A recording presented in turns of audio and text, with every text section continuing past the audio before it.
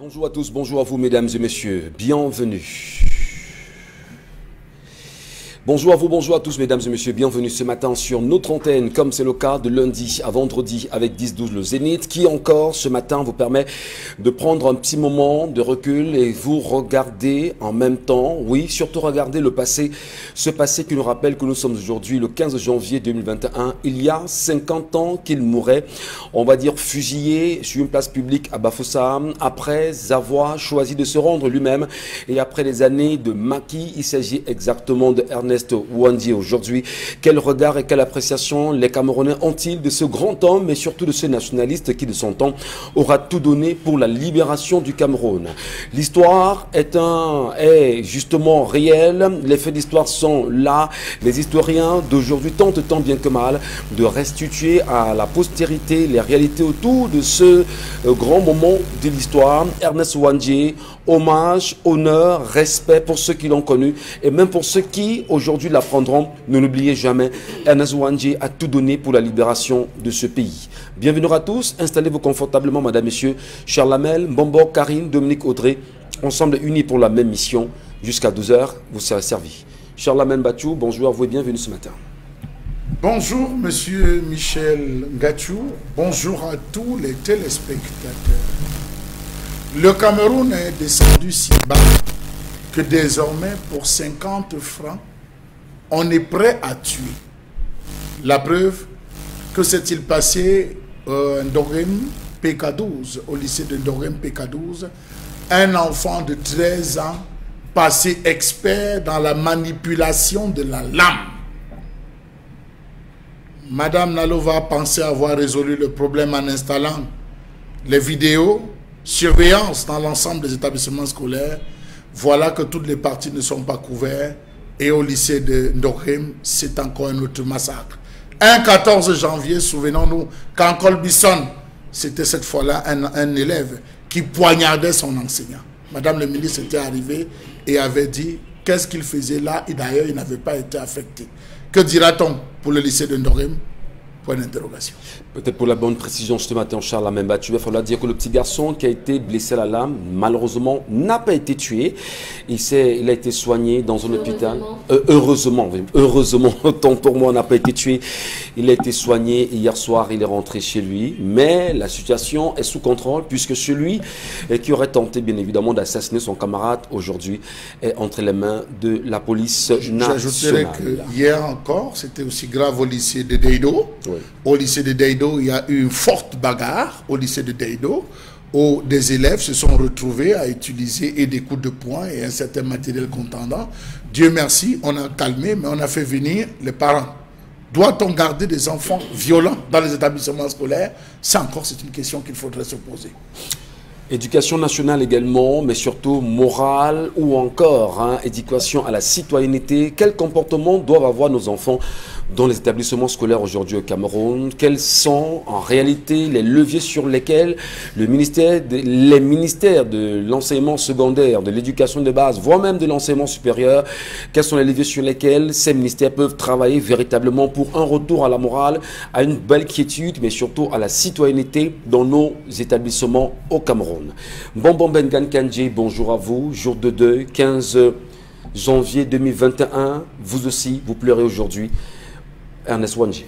Absolument, absolument. Les trois choses ce matin, j'allais dire une très mauvaise, mais deux très bonnes. Je commence par la mauvaise. Toujours au PK12, un vieillard de 72 ans a été surpris en plein débat sexuel dans des toilettes avec une fillette de 12 ans.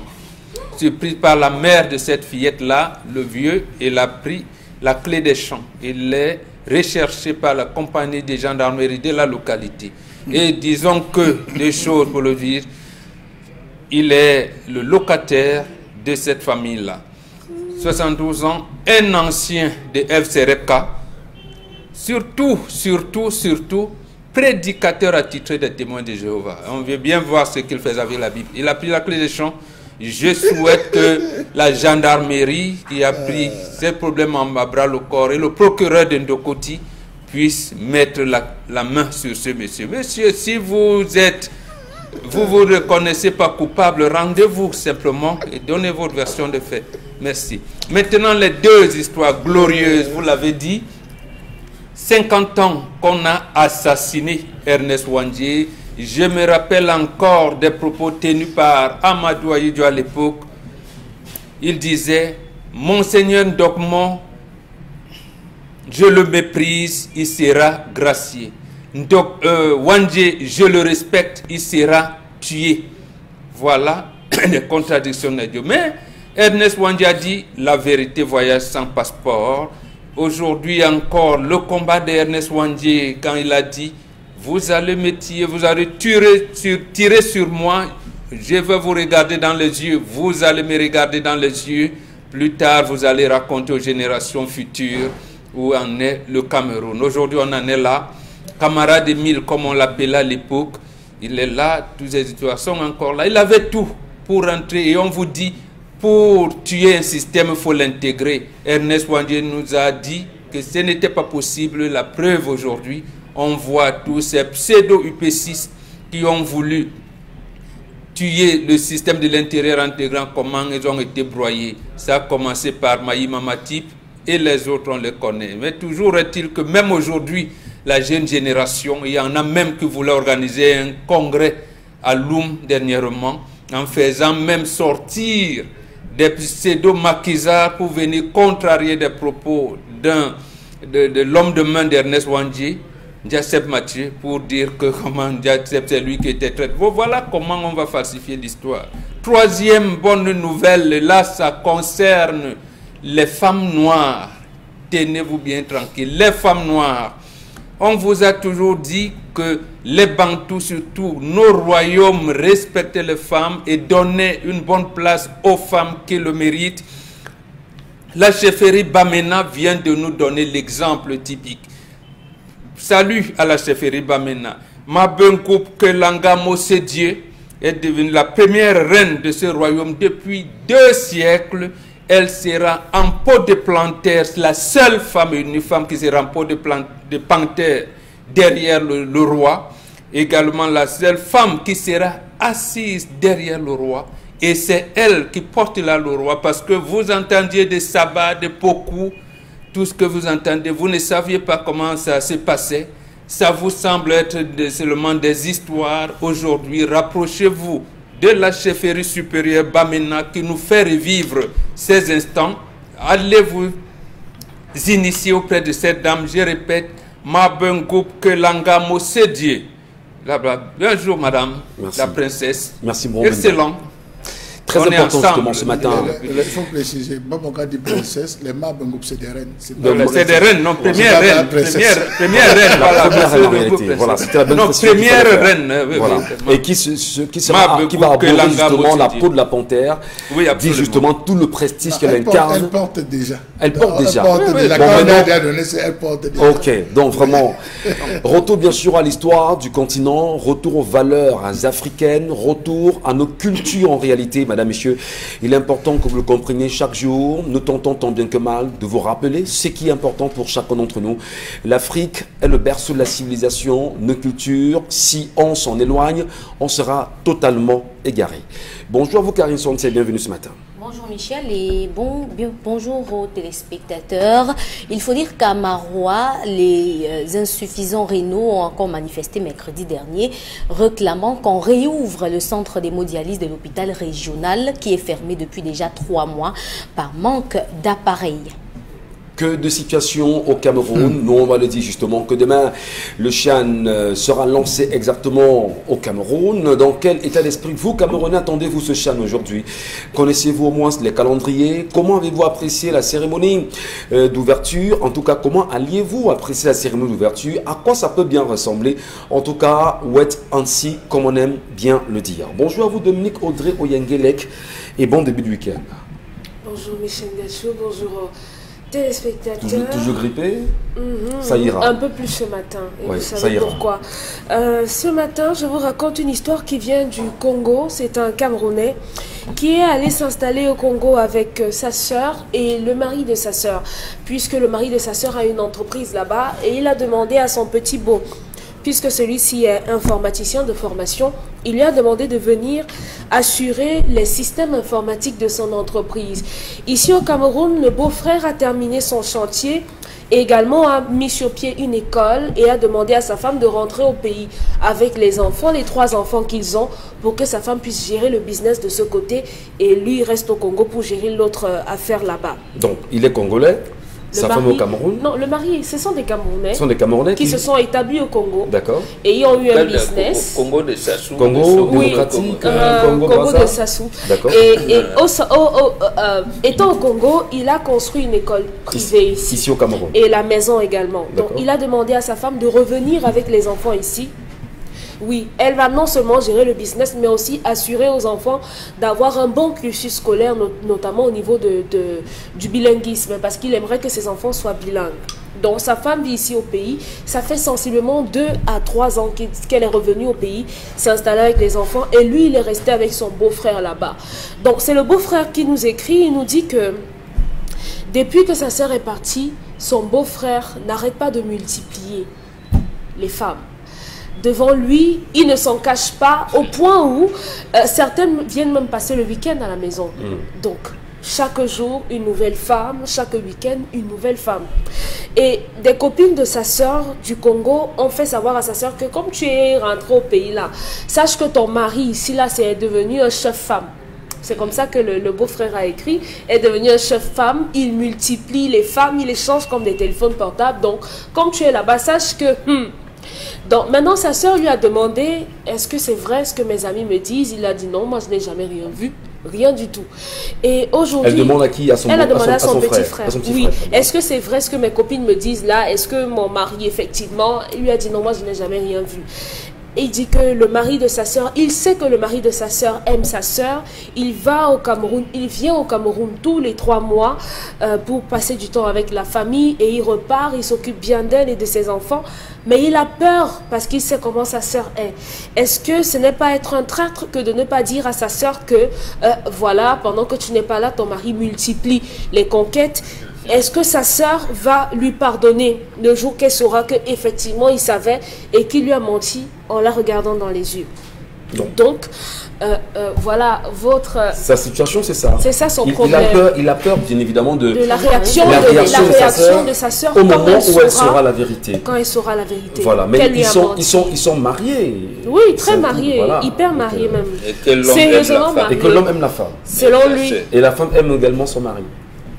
Et il ne veut pas que sa sœur soit malheureuse. Voilà, c'est important. Parce qu'elle est heureuse dans son foyer. Allez, comment résoudre la question justement de la vérité? On est conscient d'une vérité, mais en même temps, vous savez, peut-être Dominique Audrey, il y a cette assertion qui dit qu'entre l'écorce et là, il ne faut pas mettre son doigt. Est-ce que c'est opportun d'en parler? Bon, vous me regardez comme c'était moi, c'est pas moi le problème. Je vous rappelle, entre l'écorce et là, on ne met pas son doigt. Est-ce que c'est pas facile justement à comprendre cela comme ça? Non. Entre l'écorce et là, pourquoi devrait-il mettre le doigt? Est-ce qu'il met le doigt? Je n'ai jamais rien vu, donc je ne sais pas de quoi tu parles. S'il y a un trou dans cet arbre, on ne sait jamais ce que peut contenir le trou.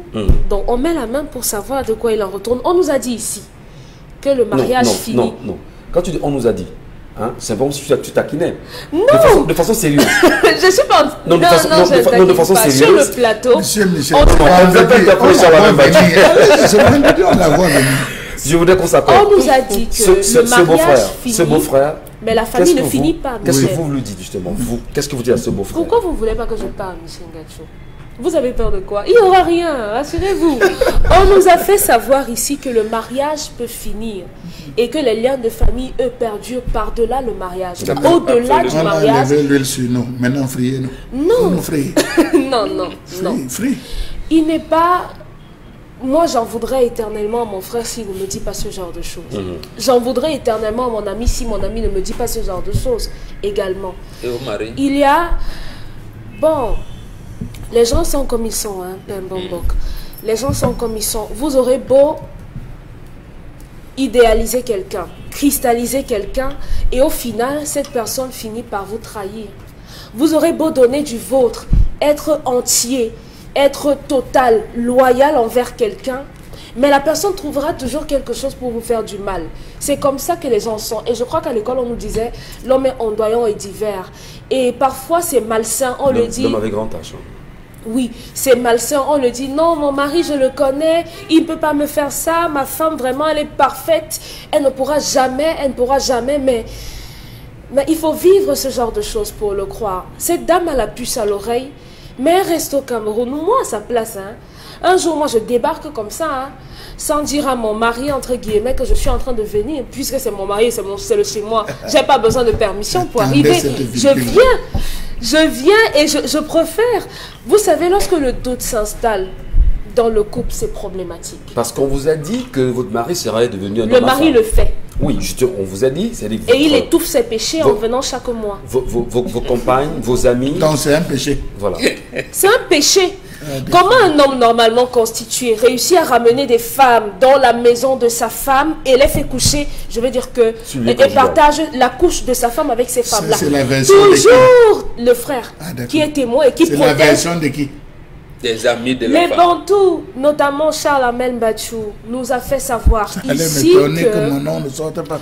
Un Bantou ou bien qu'un homme ne devrait pas partager son lit avec une femme qui a des maladies, machin, et toutes ces choses-là. Mais bizarrement, depuis le temps, du moins depuis le temps où je suis sur le Zénith, ce sont toujours les mêmes hommes qui écoutent Charles Amel, qui nous tapent sur les doigts, nous autres contacts de féministes, qui font ces pratiques, voilà. qui désacralisent le mariage selon les Bantous, qui ternissent l'image de la famille, toujours, parce qu'on va dire les occidentalisés. Qu'on n'ait pas l'impression que tu sois taquine en même temps, parce que tu identifies les Bantous. Mais ils identifient aussi concrètement, les occidentalisés. ce jeune homme qui va avoir une solution. Qu'il dise à sa sœur. Qu'il dise à sa sœur. Oui, qu'il dise à sa sœur, parce qu'après tout, c'est votre sœur. Ne serait-elle pas sœur. plus malheureuse, justement, en apprenant cela Il vaut mieux qu'elle soit malheureuse un temps au lieu d'être malheureuse toute sa vie. Son mari va lui ramener une maladie. Vous savez comment les maîtresses fonctionnent? Je vous ai fait parvenir un voice hier qui circule sur la toile où des femmes expliquent comment rendre des hommes comme des chiens en mettant de la viande dans leur partie. Non, je vais expliquer. Vous des gens mal à l'aise là. Non, il faut expliquer. Il faut expliquer. N'ayez pas peur, Michel. Dans ce voice, il y a une femme qui fait savoir que pour mettre les hommes à vos pieds, prenez de la viande, peut-être de la viande de bœuf ou de porc, vous prenez le morceau que vous devez servir à votre chéri ou bien le mari de quelqu'un, vous le mettez dans votre appareil génital pendant 1 heure et ensuite vous attachez et vous cuisinez. Vous lui servez ce morceau-là. Et après, il sera votre toutou. Je dirais mieux que vous, parce qu'elle a bien dit, vous le mettez dans une espèce d'enveloppe, vous attachez. Quand on fait votre cuisine, vous mettez... Pour pouvoir distinguer... Pour identifier justement cette viande. Quand vous allez le servir, vous retirez, vous détachez la corde et tout ce qui a été enveloppé, vous balancez à la poubelle et servez-le. Quand il mangera, alors il sera votre chien. Mais elle dit surtout ne pas le faire si vous n'aimez pas cette personne parce que il faut aimer les enfants des gens. Il sera collant. Il sera collant. Il sera collant. Et c'est à ça que les hommes s'exposent. Mais le danger, c'est qu'en le disant à la télévision... C'est un coup que vous venez de dire. Oui, justement, c'est dangereux. C'est sur les réseaux sociaux. D'accord. Il ne va pas falloir qu'on fasse comme si les choses ne se sont pas dites. Non, mais le souci, c'est qu'on a des enfants qui nous regardent le matin. C'est pour dire aux hommes que les femmes que vous laissez entrer dans votre vie sous prétexte que vous êtes des Bantous et que chez les Bantous on doit avoir plusieurs femmes et qu'on peut avoir les femmes comme on veut parce qu'on doit faire des enfants et qu'il n'y a de richesse que d'hommes, vous vous exposez à ça, à des femmes qui vont vous instrumentaliser. Et par ricochet, ce sont vos enfants et votre femme légitime qui vont en souffrir. Donc dites à votre sœur. Question évidente ce matin, qu'est-ce que vous ferez s'il s'agissait bien sûr de vous? On entend vos réactions sur les plateformes connues. Karine Sontia, votre appréciation de l'histoire de ce matin. Mais avant de préciser, dire à ceux qui nous regardent, celles qui nous regardent, qu'il y a de retour sur ces choses-là. C'est une mauvaise pratique, ne jamais le faire. Vous avez raconté. Heureusement. Il faut bien qu'il y ait des gens qui testent. J'aurais bien voulu qu'on le fasse. Vous avez raconté, laissez-les tester. Il ne faut pas s'y mettre parce que c'est très dangereux. Très dangereux. Monsieur Michel, le retour. Alors, Karine Sontia, nous vous écoutons ce matin. Qu'est-ce que vous conseillez à ce beau-frère? De continuer à faire comme s'il n'y avait rien, parce qu'il n'y a rien. Voilà. En fait, ce que moi je conseille toujours aux femmes, c'est de ne commencer à vous inquiéter que quand vous avez vu. quand vous êtes en couple avec quelqu'un, tant que vous n'avez pas encore vu, ne vous inquiétez pas. On va vous dire, on va vous appeler. Ce n'est pas parce que la personne vous appelle pour vous dire que la personne vous aime beaucoup. Parce que la personne espère que vous aurez une réaction démesurée et que vous allez tout faire capoter. Et si aujourd'hui elle décide de se séparer de son mari juste parce qu'elle a entendu cela, qu'est-ce que ses enfants, elles vont devenir? Son mari vient ici tous les 3 mois. Que quand il arrive, elle aille avec lui faire un check-up. Qu'ils finissent leur check-up et qu'elle continue sa vie. Parce que moi, quelqu'un, il est au Congo. Quand on fait un check-up, on sait si on a eu non, pas pour les... Je parle au moins pour la santé. Mon problème, c'est la santé. Mon problème, c'est pas... non, je pensais que... Parce qu'elle ne peut pas le contrôler. Elle ne peut pas le contrôler. Ils ne vivent pas dans le même pays. Ouais. Elle est au Cameroun, il est au Congo. Il fait 3 mois avant de venir ici. Quand il fait 3 mois, il fait comment? Pendant les 3 mois là, il fait comment? Il ne lui a jamais présenté une autre femme que bon, quand tu ne seras pas là, elle va te remplacer. Il fait comment là-bas? Elle ne peut pas le dire. Elle ne peut pas non plus attendre qu'il soit chaste pendant 3 mois et qu'il revienne la retrouver ici pour qu'il fasse le rappel de 3 mois passés. Donc moi je me dis que c'est une femme qui en venant au Cameroun savait que ça peut arriver. Elle ne pouvait pas accepter de revenir si elle ne savait pas que des choses comme ça peuvent arriver. Donc, elle doit être seulement préparée. Et ce frère, il a bien fait parce qu'il ne faut jamais être la personne par qui le désordre va venir. Vraiment pas du tout. Pas du tout. Quand vous êtes témoin des choses pareilles, passez votre route. Ils disent, même s'il voit qu'il ne disait même jamais rien à son beau-frère, qui continue à faire ces choses. Il lui va de son propre avenir parce que son beau-frère lui donne des avantages et tout. Qui continue à faire ces choses comme s'il n'y avait rien. Alors, il n'est pas... Là, quand même, le devoir de protéger sa soeur, non? Comment est-ce qu'il peut protéger sa soeur? Il fait ça, il protège sa soeur. Oui. Quand il fait ça, il protège sa soeur. Parce qu'il dit à sa soeur, écoute, ma grande, en venant ici, fais tout quand même pour avoir un état de santé, un bilan de santé. Est-ce que toi même là-bas au Cameroun, ça va et tout? Est-ce que subtilement, il devrait passer le message? Non. Bah non, s'il lui dit ça, il va lui mettre la puce à l'oreille. Le conseil que je donne, c'est que cette femme au Cameroun, certainement, elle est en train de regarder l'émission. Elle doit comprendre que si elle a... Oui, elle doit comprendre. C'est pourquoi si elle regarde l'émission, qu'elle ne prenne pas ça avec l'agitation. Parce que si elle prend l'affaire avec l'agitation, elle pourra tout perdre. Et cet homme, s'il a les moyens, il est capable de tout prendre jusqu'à ses enfants. Donc, qu'elle ne fasse pas les bruits. D'accord. Qu'elle sache que son mari, c'est le mariage à distance. Et en tant que mariage à distance, elle doit assumer les conséquences. Donc, quand il revient ici, chérie, est-ce qu'on peut aller faire un bilan de santé et tout, machin? Qu'elle ne fasse même pas comme si elle doutait. Non, je ne doute pas, c'est juste que... Est-ce que l'homme ne regarde pas aussi l'émission en ce moment pour se dire... Non, mais si elle regarde l'émission... Certainement, on s'est rendu compte que je fais des choses pas catholiques. Mais les deux, qu'ils le fassent. Un être humain, normalement, devrait le faire toutes les années. Maintenant, si vous êtes dans une relation, vous êtes marié et que vous vivez à distance et que vous avez les sensations que l'autre peut avoir d'autres relations en dehors de vous, faites-le. Faites-le, c'est conseillé. Ça marche. Moi, je ne conseillerais pas à ce frère de dire quoi que ce soit l'information à sa sœur. Beaucoup. Les amis qui le disent, c'est pas parce qu'elles aiment leur ami. Charles Amen Bachou, vous appréciez bien sûr les réactions de nos 2 sœurs sur le plateau, car il pense qu'il ne faudrait pas qu'ils disent. Dominique Oudé pense en réalité qu'il faudrait quand même qu'ils lui disent pour pouvoir mieux la protéger. Et vous, qu'est-ce que vous vous dites? Je dis, monsieur Michel Ngatou, que je doute de tout ce qu'il a raconté là, je doute. Je vais avoir le temps pour... Il s'est servi de Dominique, il a atteint ses objectifs. Puisqu'à l'heure actuelle, on va réserver, toutes les femmes dont les maris sont au Congo vont réserver les billets d'avion pour partir au Congo. Là, maintenant, vous venez de créer une psychose dans les foyers. Elle ne le fasse pas. Ouais, j'ai dit, vous venez de créer une psychose. Elles sont déjà en train d'appeler. Est-ce qu'il y a une place libre parce qu'elles veulent débarquer? Non.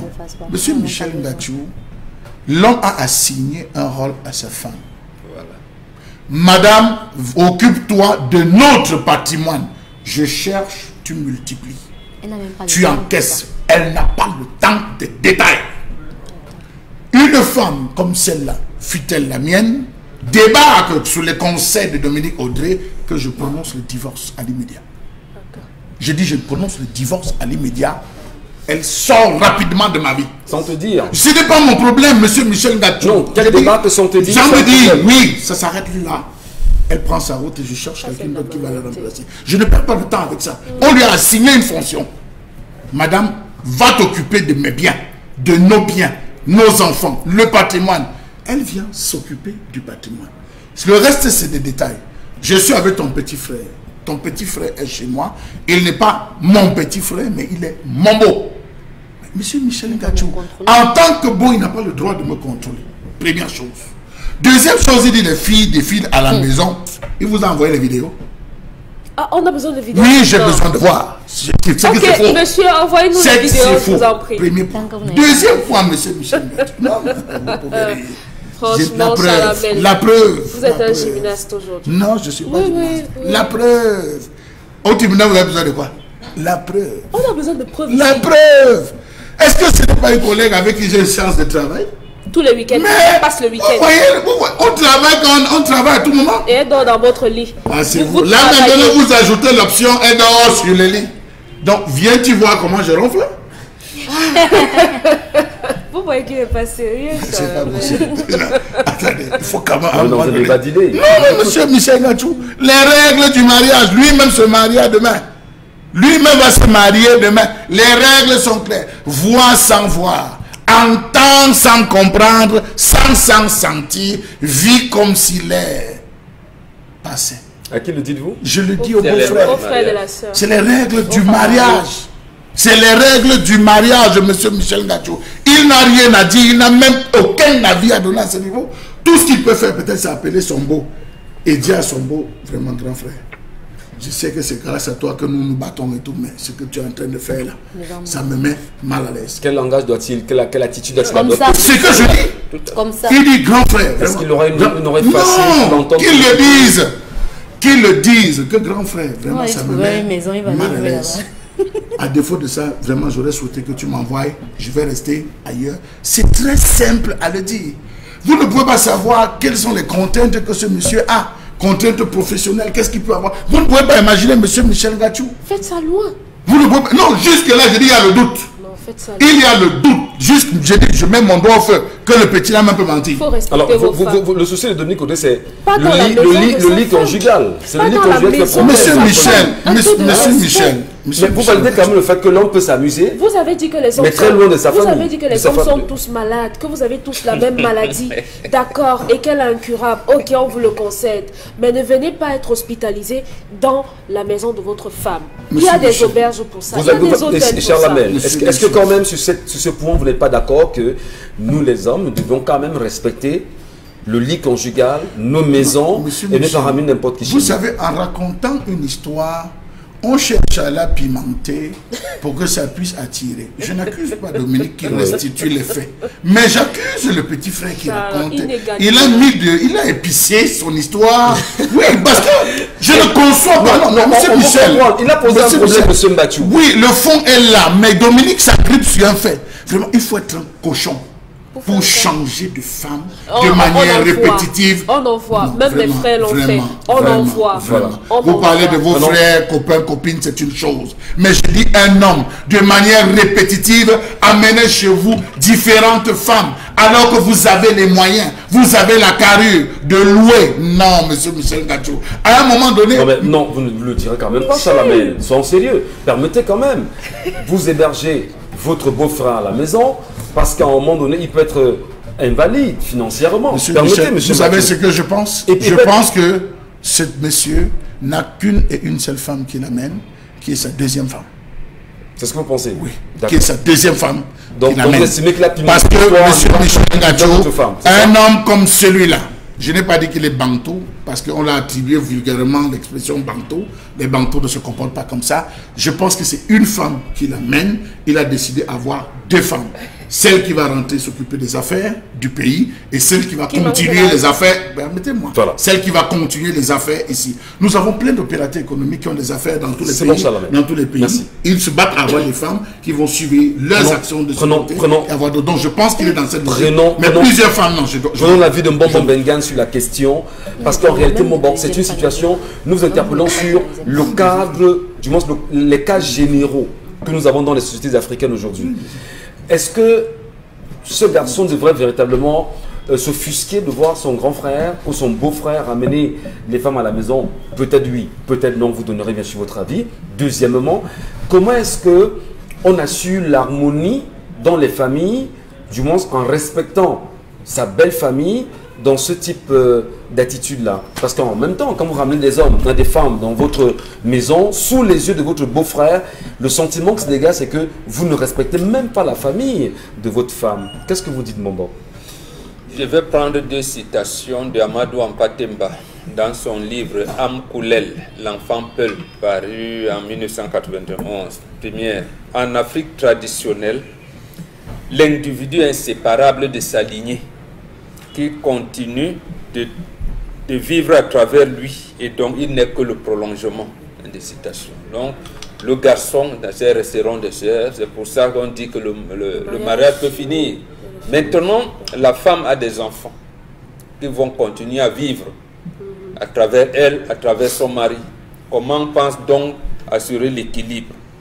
Autre chose pour le problème du mariage, il dit, je cite, je parle d'Amadou Ampatemba, ne regrette rien, il faut toujours continuer à apprendre et à te perfectionner. Et ce n'est pas à l'école que tu pourras le faire, mais dans la vie, c'est dans la vie qu'on se forme. Fin de citation. Donc, pour ça que Charles Hamel ses vertus à rappeler les règles du mariage, justement. Quand tu vas en mariage, pour les femmes qui ont appris même des prémices du courant, on les dit, ma fille, tu vas marier, même comme tu as signé monogamie là, tu n'es pas seule. Ne suis pas ton mari, on ne surveille pas ça. Voilà les règles du mariage. La première règle du mariage. Donc pour ce cas précis, en plus de ce que Charles Hamel a conseillé aux garçons, il peut même dire, pour l'équilibre de la famille, il dit, mon beau, comme tu vois là, Marie-Jeanne, l'amie de ma soeur, et elle, ma soeur m'a appelé hier que on fait. Qu'il y a des choses comme ça. Donc, sache que à tout moment, ma soeur qui est ta femme, on lui raconte des choses là. On lui raconte des choses. Solidarité. C'est comme ça que ça se fait. Le gars va préserver l'équilibre. Parce qu'en fait, dans le mariage, qu'est-ce qu'on regarde? L'harmonie. C'est la fonction qu'il a à ce moment précis pour parler de l'intelligence des situations. Absolument. Et cette fonction intègre donc également votre histoire que vous avez racontée là tout à l'heure, le Tobassi. Un Bantou, cher ami, c'est un gars qui s'initie, qui est initié. Ça commence par la circoncision. Quand on te circoncie vers 10 ans, c'est par promotion qu'on circoncisait les gens. Vous avez, chez les Douala, on vous appelait voodoo, donc quelque chose comme ça. Bon, quand on vous circoncie, cet organe sent mal. C'est là où on vous dit, hey, tu vas l'utiliser demain, cet organe. Et avec plaisir. On t'apprend donc à l'utiliser. Et justement, à savoir qu'il y a les panthères. Tu manipules donc les forces visibles et invisibles. Ça veut dire que fais ton tobassi là-bas, je vais même manger ça. Même ce qu'on dit souvent qu'on met dans les têtes des poissons. Ajoute encore. Quand tu es donc un bon bantou, tu regardes la femme là comme ça, elle va commencer à gratter la tête, elle peut devenir folle là. Oui. Ah oui. Mais si tu l'aimes, tu lui dis chérie, viens, on te dit bon, elle saura. Mais si elle pense qu'elle est aujourd'hui, parce que généralement, la première repas, tu regardes, tu dis non chérie, elle n'est pas faite. Non, tu ne manges pas, tu sens, tu dis non, viens, pardon. Tu fomentes une histoire là, où tu vas repartir. Mais quand elle fait le deuxième fois, tu dis non, assieds-toi là. Ce poisson-là ne mange pas. C'est un bantou. Le fait parce que ce qu'on fait, c'est scientifique. Elle a fait ses trucs, elle a mis dans la marmite, elle pense que tu as tâché. C'est le faux bantou. Petite dérision. Oui, c'est des faux bantou. Comment on identifie D'abord, on s'initie. C'est pour ça que je vous dis, un enfant de 9 ans, 10 ans, 11 ans qu'on circoncis, on te dit, mon fils, tu es devenu un homme. Tu ne dois plus te laver avec les femmes. Voilà, là où tu sens mal, là. Là où tu sens mal, là. Ça empêche qu'il ne soit pas victime du Thomas. Non, mais justement, l'initiation, c'est le début de l'initiation. Ça continue en disant, quand tu auras une femme demain, ne lui dis pas tout. D'accord. Ne lui dis pas tout. Même si tu gagnes 100 francs, dis-lui que tu gagnes 80 francs. Mais dans les 80 francs, là, tu vas réserver 20 francs. Bon, ça va réserver que tu réserves 40 francs, que tu regardes. C'est quand elle aura 2 ou 3 enfants que tu commenceras à donner l'information à dose homéopathique. C'est comme ça. Et les autres choses, quand un serpent arrive la nuit, quand on siffle la nuit, c'est l'initiation chez les Bantous parce qu'en fait, tu dois être en harmonie avec la nature. Comment vaincre les forces invisibles? C'est ça qui est Bantou. Très bien. Je n'ai pas le fait que quelqu'un a un MBA qui est sorti de Massachusetts Institute of Technology. Il dit, ah oui, j'ai lu Tchekantel Diop, je suis Bantou, viens là, il monte des sangs. Ce n'est pas ça le bantouisme. Merci beaucoup, Ben Ganzo. En réalité, c'est que lorsque vous expliquez, je regarde Chalamel qui est très embarrassé. Parce que moi, je ne suis pas embarrassé. Je veux ajouter. Non, il va me mettre du nez. En quelques secondes, c'est bon, Chalamel. Vous voilà qui venez de célébrer votre fête de fin d'année, non? Oui. Voilà. Vous êtes sortis de la fête de fin d'année. Vous êtes sortis avec tous des ventres vides, des corps plats. Voilà. Chez les Bantous, lorsqu'on passe d'un cycle à un autre, on appelle l'enfant à la cuisine. On lui donne l'antipoison. Il doit lécher. On lui donne l'anti-charme. Il doit lécher. On lui donne la tirance. On met dans la bouche. On le lave. Passant d'une phase à une autre. C'est comme la saison de pluie et la saison sèche. Quand on passe de la saison de pluie à la saison sèche, automatiquement tous les enfants ont les puges. Mais beaucoup de gens ne savent pas la transition d'une période à une autre. Donc, vous dites, comme maman dit, l'initiation, chaque année on prend l'antipoison. Vous avez beaucoup de gens qui marchent avec des ventres vides. Ils n'ont pas d'antipoison. Dès que tu déposes, ils goûtent. Et il va voir quelqu'un venir prendre. Dès qu'il va goûter un morceau, seulement la salive, le ventre, il va partir au ciel, il va revenir en disant ici ce n'est pas bon et il saura comme bon vous l'a dit. Merci. Merci beaucoup.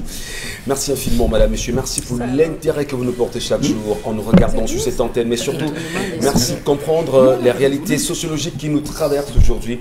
Qu'est-ce que vous direz bien sûr à ce beau-frère? On vous lira tout à l'heure. Tout de suite, la colère.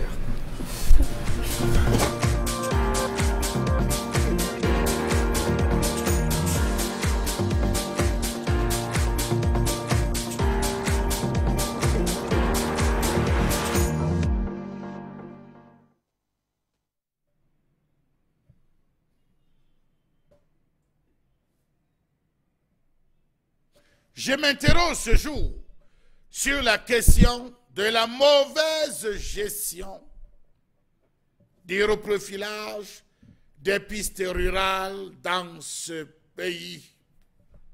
On parle de l'entretien des pistes rurales, on parle de la gestion de ces fameuses pistes rurales. La grave crise économique a traversé le Cameroun dans le courant des années 80 a augmenté considérablement le coût de l'acheminement des personnes et des biens, ce qui constitue encore aujourd'hui un frein tenace à l'amélioration de la compétitivité de l'économie camerounaise et contribue de manière persistante à l'appauvrissement des populations ainsi qu'à l'insécurité alimentaire, sanitaire et sociale. Depuis les années 80 jusqu'aux années 2020, on se bat à faire des routes goudronnées dans les axes. On se bat à goudronner, faire des voiries urbaines au détriment des pistes rurales. Pourtant, à 70%, ce sont ces pistes de collecte, ces pistes rurales qui permettent aux zones urbaines d'être ravitaillées en nourriture. Comment comprendre qu'en Europe, on se bat à goudronner les villages, les plantations, les axes qui sortent des plantations vers la ville.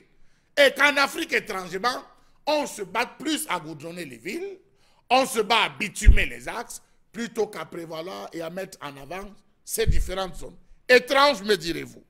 Le chef de l'État avait fait de la réhabilitation, du développement des infrastructures routières et des pistes rurales l'un des axes prioritaires de son septennat, avec pour conséquence à moyen terme la réduction de la pauvreté. Allez voir, est-ce que le chef de l'État a tenu sa propre promesse? Point d'interrogation. À ce jour, peut-on dire qu'il a atteint, le chef de l'État, les objectifs qu'il s'est fixés à lui-même? Non. Parce que jusqu'à ce jour, 70% des différentes zones rurales ne sont pas couvertes, ne sont pas entretenues, ne sont pas aménagées, parce que l'argent est détourné. L'insuffisance d'infrastructures routières et le manque de mobilité des communautés rurales constituent des obstacles importants au développement rural. Pourquoi est-ce qu'il est désormais difficile de manger à Douala le manioc, le macabo, le plantain, la patate, et j'en passe sur le marché, parce que les produits pourris dans les champs, les produits, l'ensemble des produits se retrouvent à pourrir au bord des routes. Il n'y a pas accès. Equinox Télévision, de la période d'octobre à décembre 2020, n'a eu de cesse à présenter des zones rurales où l'accès était extrêmement difficile. Vous avez pu voir des reportages.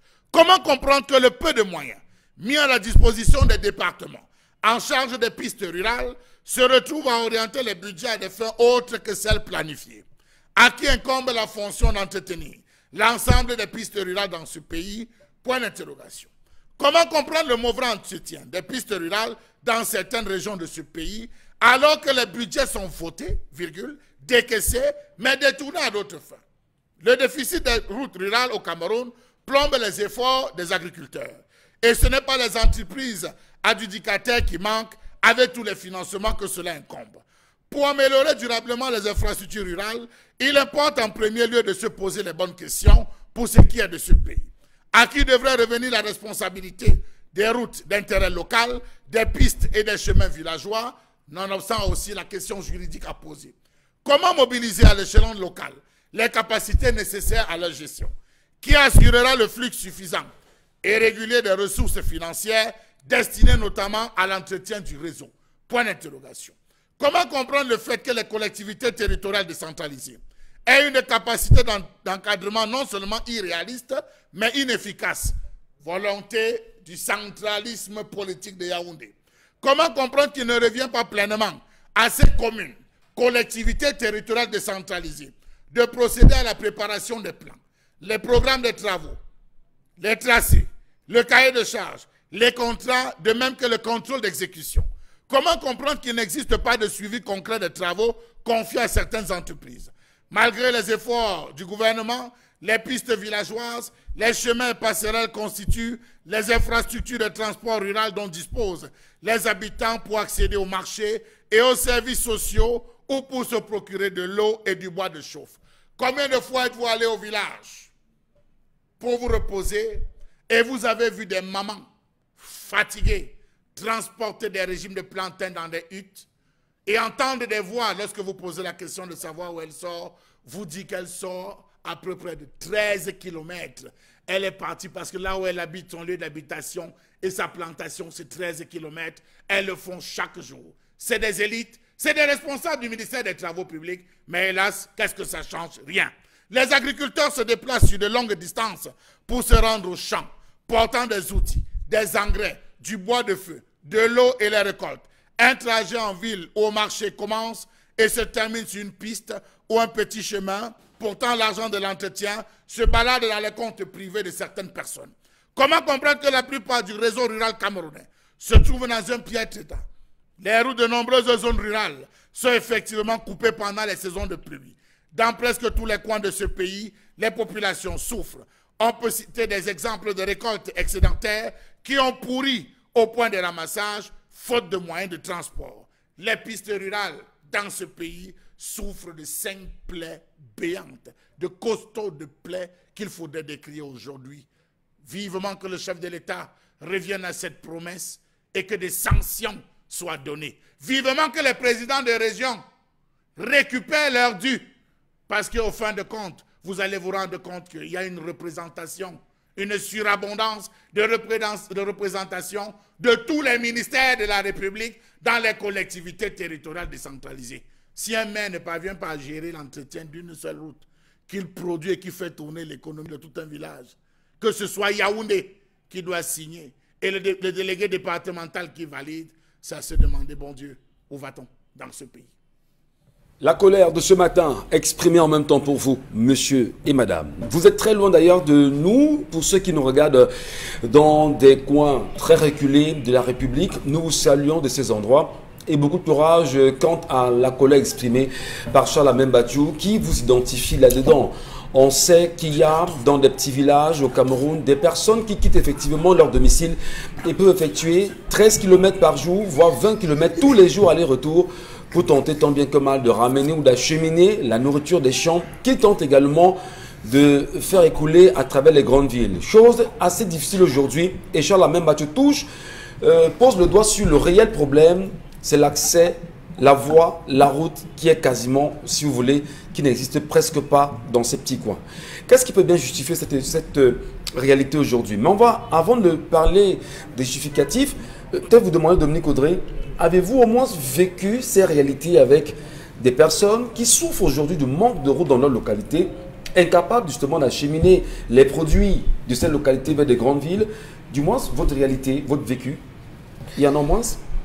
En réalité, ce que j'ai vécu, je l'ai vécu avec les commerçants au niveau des marchés. Oui. Lorsque vous allez dans les marchés pour acheter ne serait-ce qu'un régime de plantain, là, vous partagez la souffrance de ces gens-là. Parce que lorsqu'on va vous dire qu'on vous donne 5 doigts de plantain à 500 francs ou à 1000 francs CFA, vous souffrez dans votre chair. On s'écrit, mais comment c'est aussi exorbitant, ça coûte cher. Mais ces gens-là vous diront, pour transporter ça, c'est le transport qui coûte cher. Le planteur lui-même ne coûte pas tant que ça. Imaginez les populations qui sont du côté de Nituku, comment est-ce qu'elles font pour s'en sortir, pour sortir avec toute leur production pour arriver ici. Le Cameroun, à l'an 2000, a mis sur pied ils ont appelé ça une sorte de stratégie d'entretien, de réhabilitation des routes et tout ça. Il fallait mettre sur pied et implémenter des mécanismes pour pouvoir réhabiliter ces routes-là. Mais malheureusement, ça ne se fait pas. Ça ne se voit nulle part. Même lorsque vous allez du côté de Dizangué, lorsque vous allez du côté de Mouanko, c'est ce qu'on appelle malheureusement les zones reculées, l'arrière-pays. Pourtant, il ne devrait pas avoir d'arrière-pays. Au Cameroun aujourd'hui, on a du mal à manger, ne serait-ce que le maïs pour consommer le couscous. Pourquoi? Parce que on va vous vendre une boîte de maïs à 300 francs CFA. Mais le maïs, il y en a même à revendre. Mais malheureusement, ça pourrit en route. Regardez à l'est. Comment on fait pour acheminer la marchandise? Il n'y a pas moyen, simplement parce que les gens sont bloqués dans leur champ. Ils sont obligés de brader les prix pour ceux qui viennent acheter là sur place. Ça n'arrive pas à sortir, malheureusement, ça pourrit. Et on l'a vu aussi avec la tomate. Il y a eu beaucoup de personnes qui, par-delà le fait qu'il n'y avait pas suffisamment de marché pour pouvoir écouler, il y a d'autres qui n'ont même pas pu sortir pour pouvoir vendre leurs marchandises. Si vous connaissez Ngungumu, c'est après soi là-bas, oui. Il y a aussi des gens là-bas qui travaillent, qui font des champs. Moi, je connais des personnes qui travaillent là-bas, mais qui n'ont pas la possibilité d'acheminer leurs marchandises au niveau des grands... Nous ne vous parlerons pas de Kola, dans le centre. Vodola, Kolopom, Monatele, Obala, où on fait un travail formidable. Les populations travaillent très bien et malheureusement ne peuvent pas acheminer justement leurs produits dans les grandes villes. Le ministre des Travaux publics, je crois que c'est à lui qu'on devrait s'adresser. Il faudrait qu'il dise pourquoi est-ce que ces zones ne sont pas viabilisées ou bien les routes ne sont pas aménagées pour pouvoir sortir. Vous imaginez si vous avez investi 500 000, disons 1 million dans une plantation pour faire du plantain et que au moment de faire sortir cela, lorsque vous faites l'État, vous ne réussissez même pas à avoir 500 000, ça ne vaut pas la peine. Conséquence, on va nous ramener des plantains et du maïs et autres qui viennent de l'étranger. Pourtant, on a des producteurs locaux qu'on est censé accompagner et il y a énormément d'organismes internationaux qui ont voulu accompagner le Cameroun dans ce processus-là. Et malheureusement, rien n'est fait. Au-delà, bien sûr, des textes quand même qui aujourd'hui ne permettent pas à un quelconque individu de se lancer dans la construction d'une route, parce qu'en réalité, ce sont les textes qu'ils encadrent au Cameroun, oui. C'est interdit. Il est quand même opportun de se demander pourquoi est-ce qu'il y a tant de difficultés autour, Karine Santia, sur la faisabilité des routes. Les maires sont limités dans leur action en réalité. Tout est vraiment hyper centralisé, comme le disait Charles Lamé tout à l'heure. Ce sont les ministères qui décident à travers justement les délégations, soit régionales ou départementales, pour que les choses puissent se faire. Et parfois même, on vote des budgets pour ces routes et on vous dit 3, 4, 5 ans après que les budgets ont été votés, mais la route n'arrive pas. Concrètement parlant, le budget était financé, décaissé. Effectivement. Voter, décaisser, mais jamais il y a de route.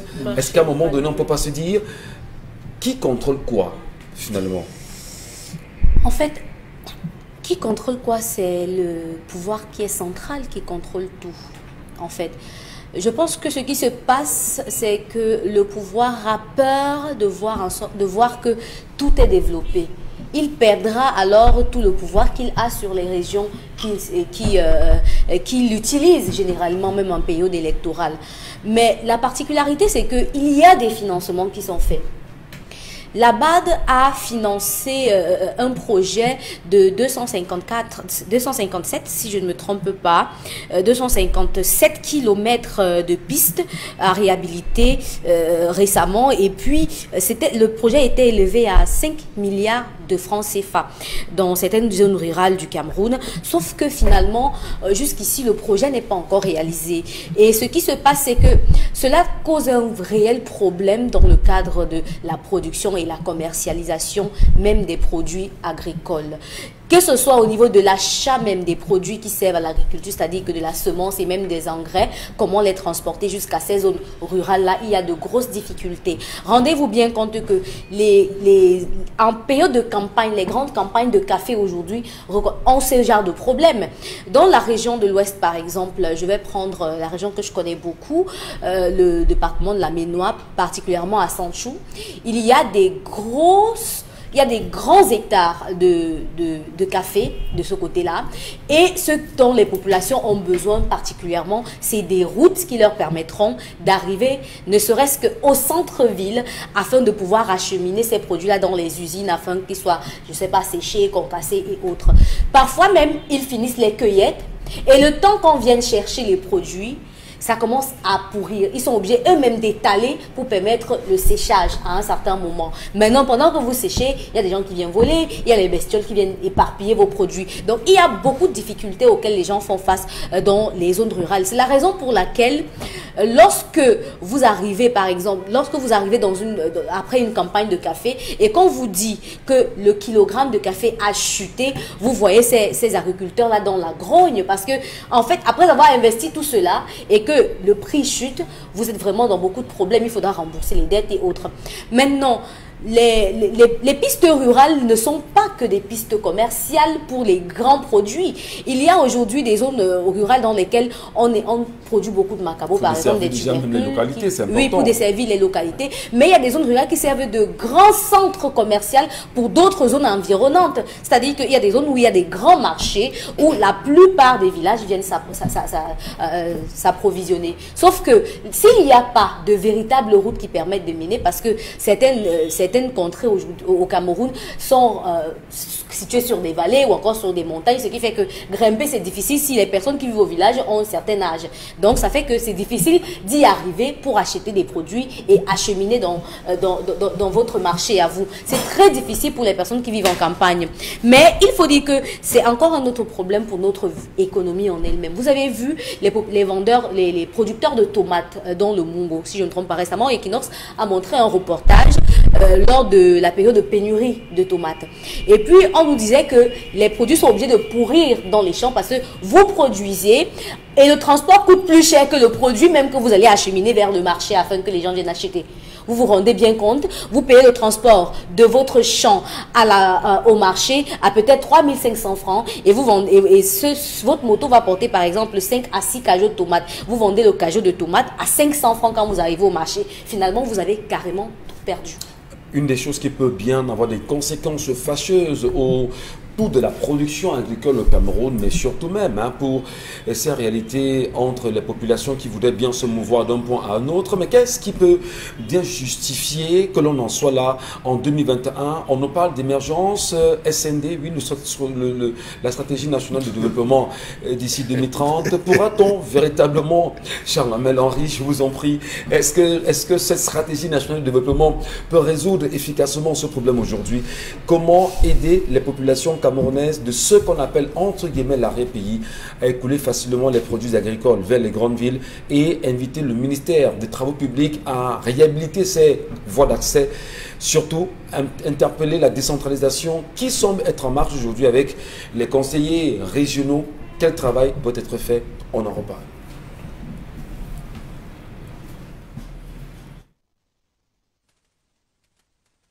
Bonjour à vous, mesdames et messieurs. Nous sommes à quelques heures du lancement de la compétition du CHAN au Cameroun. Les Camerounais sont-ils intéressés par cette compétition qui se joue en terre camerounaise? Dans quelles conditions sont arrivées les équipes étrangères au Cameroun? Comment se sentent-ils au Cameroun aujourd'hui?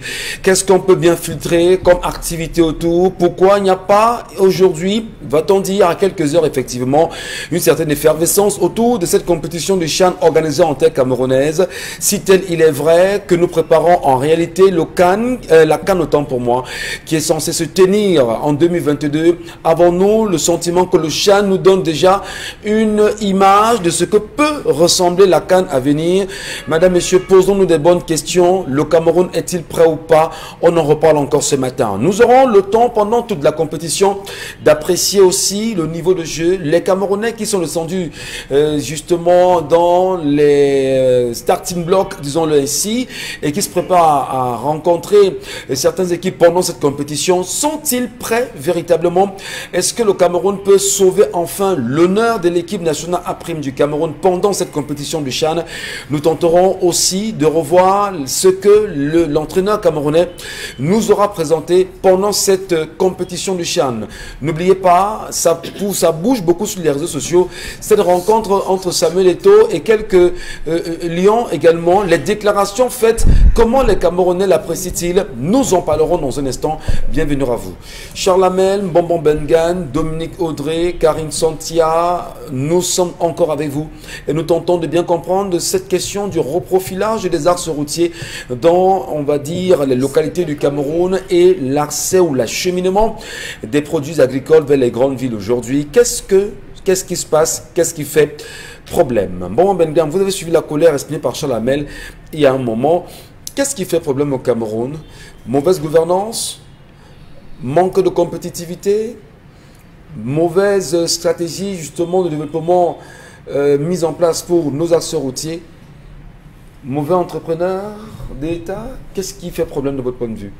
Non, Dominique Audrey a utilisé une expression là qui, justement, si je comprenais, peut-être j'allais répondre clairement à votre question. Bon, mais l'erreur me revient aussi, parce qu'on m'a envoyé à l'école, mon cerveau n'a pas bien assimilé les choses pour que je puisse comprendre beaucoup de choses. Mais bon, elle a dit l'arrière-pays. J'entends cette expression souvent. Il y a le devant du pays et l'arrière du pays, ou bien l'avant-pays, l'arrière-pays. Donc, où se trouve le pays? Le drame avec ce thème d'arrière-pays, c'est dans les livres d'histoire où à l'arrivée des colons, en réalité, sur la côte, on parlait justement de l'entrée du pays à travers la côte. L'interland, justement. Donc, l'entrée du pays. Et l'arrière-pays. Et l'arrière-pays. Ça, ce sont des thèmes qui mais quand on reprend ça, quand on les reprend donc en campagne électorale aujourd'hui, ça a quelle signification? J'étais dans l'arrière-pays. Dans l'arrière... Bon. Voilà. C'est péjoratif. Voilà. C'est péjoratif. Voilà. On parle du pays. Et voilà. Du pays. Le pays est quelque part. Bon, lorsque vous êtes donc là-bas, vous n'êtes pas dans le pays. Donc vous êtes derrière. Bon, à ce moment-là, on doit donc être derrière. Non. 2020, ça a été marqué par deux informations fondamentales qui se rallient à la colère de Charles Hamel. Oui. Il y a un chef qui est allé prendre les dons du chef de l'État relativement aux mesures barrières de Covid. On lui a donné, je pense, un seau maçon, un savon. Et il a dit au préfet, merci monsieur le préfet, mais dites au chef de l'État, ce n'est pas ce que je veux. Je veux les routes. Je veux les routes pour pouvoir, le savon, je peux laver le savon et tout. Deuxième cas, c'est un autre chef. Là encore, c'est une femme. Bon, Dieu, l'histoire sait faire les choses. Oui. Elle dit au sous-préfet, les camions, les billets de bois ne traversent pas ici. Je n'ai pas de route. On vient gâter le peu de route qu'il y a ici. Il dit même, tu es mon collaborateur, tu n'es pas mon patron. Donc, voilà. Voilà les deux images qui traduisent ce que Jean-Marc la disait depuis des années 80. D'abord dans ces deux livres, l'Afrique des villages et la ville en Afrique noire. Mais davantage en 90, il a écrit un autre livre chez Cartala. Il disait, quand l'État pénètre en brousse, ou la riposte paysanne face à la crise. C'est ça qu'il dénonçait là. Et les anglophones sont revenus avec les mêmes choses. les gars avaient leur calendrier agricole.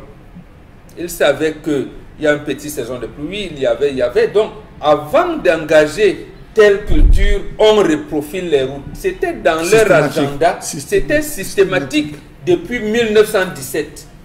Ils ont fonctionné comme ça de 1917 jusqu'à 1965-66. Au jour où, en septembre 1966, Aïe Douala dit non, vraiment votre affaire là ne n'est plus. Les engins vont monter, c'est à Yaoundé que les décisions vont être prises. Dans le Cameroun francophone, je pense que vous avez entendu l'expression piste cacaoyère. Oui. Voilà. Piste de collecte. Voilà, piste de collecte. Voilà donc. En réalité, on laisse donc l'arrière-pays avec cette piste. Parce que nous, en notre pays, on avait ce qu'on appelle les coopératives. On est revenu là après avoir pivoté avec les GIC. Donc, il y a une politique savamment montée pour dire que nous avons refusé le développement. Parce que justement, on dit, là où la route passe, le développement suit. Comment vous pouvez expliquer que je prends le cas de Onkam? On a un village comme Bebo. Grand bassin de production de cacao. Ouais. Si vous prenez par Kekem, vous payez facilement la moto à 5 000 francs pour une descente d'une dizaine de kilomètres. Oui, vous entrez si par vous la prenez Moumé. par la Moumé, c'est alors très grave.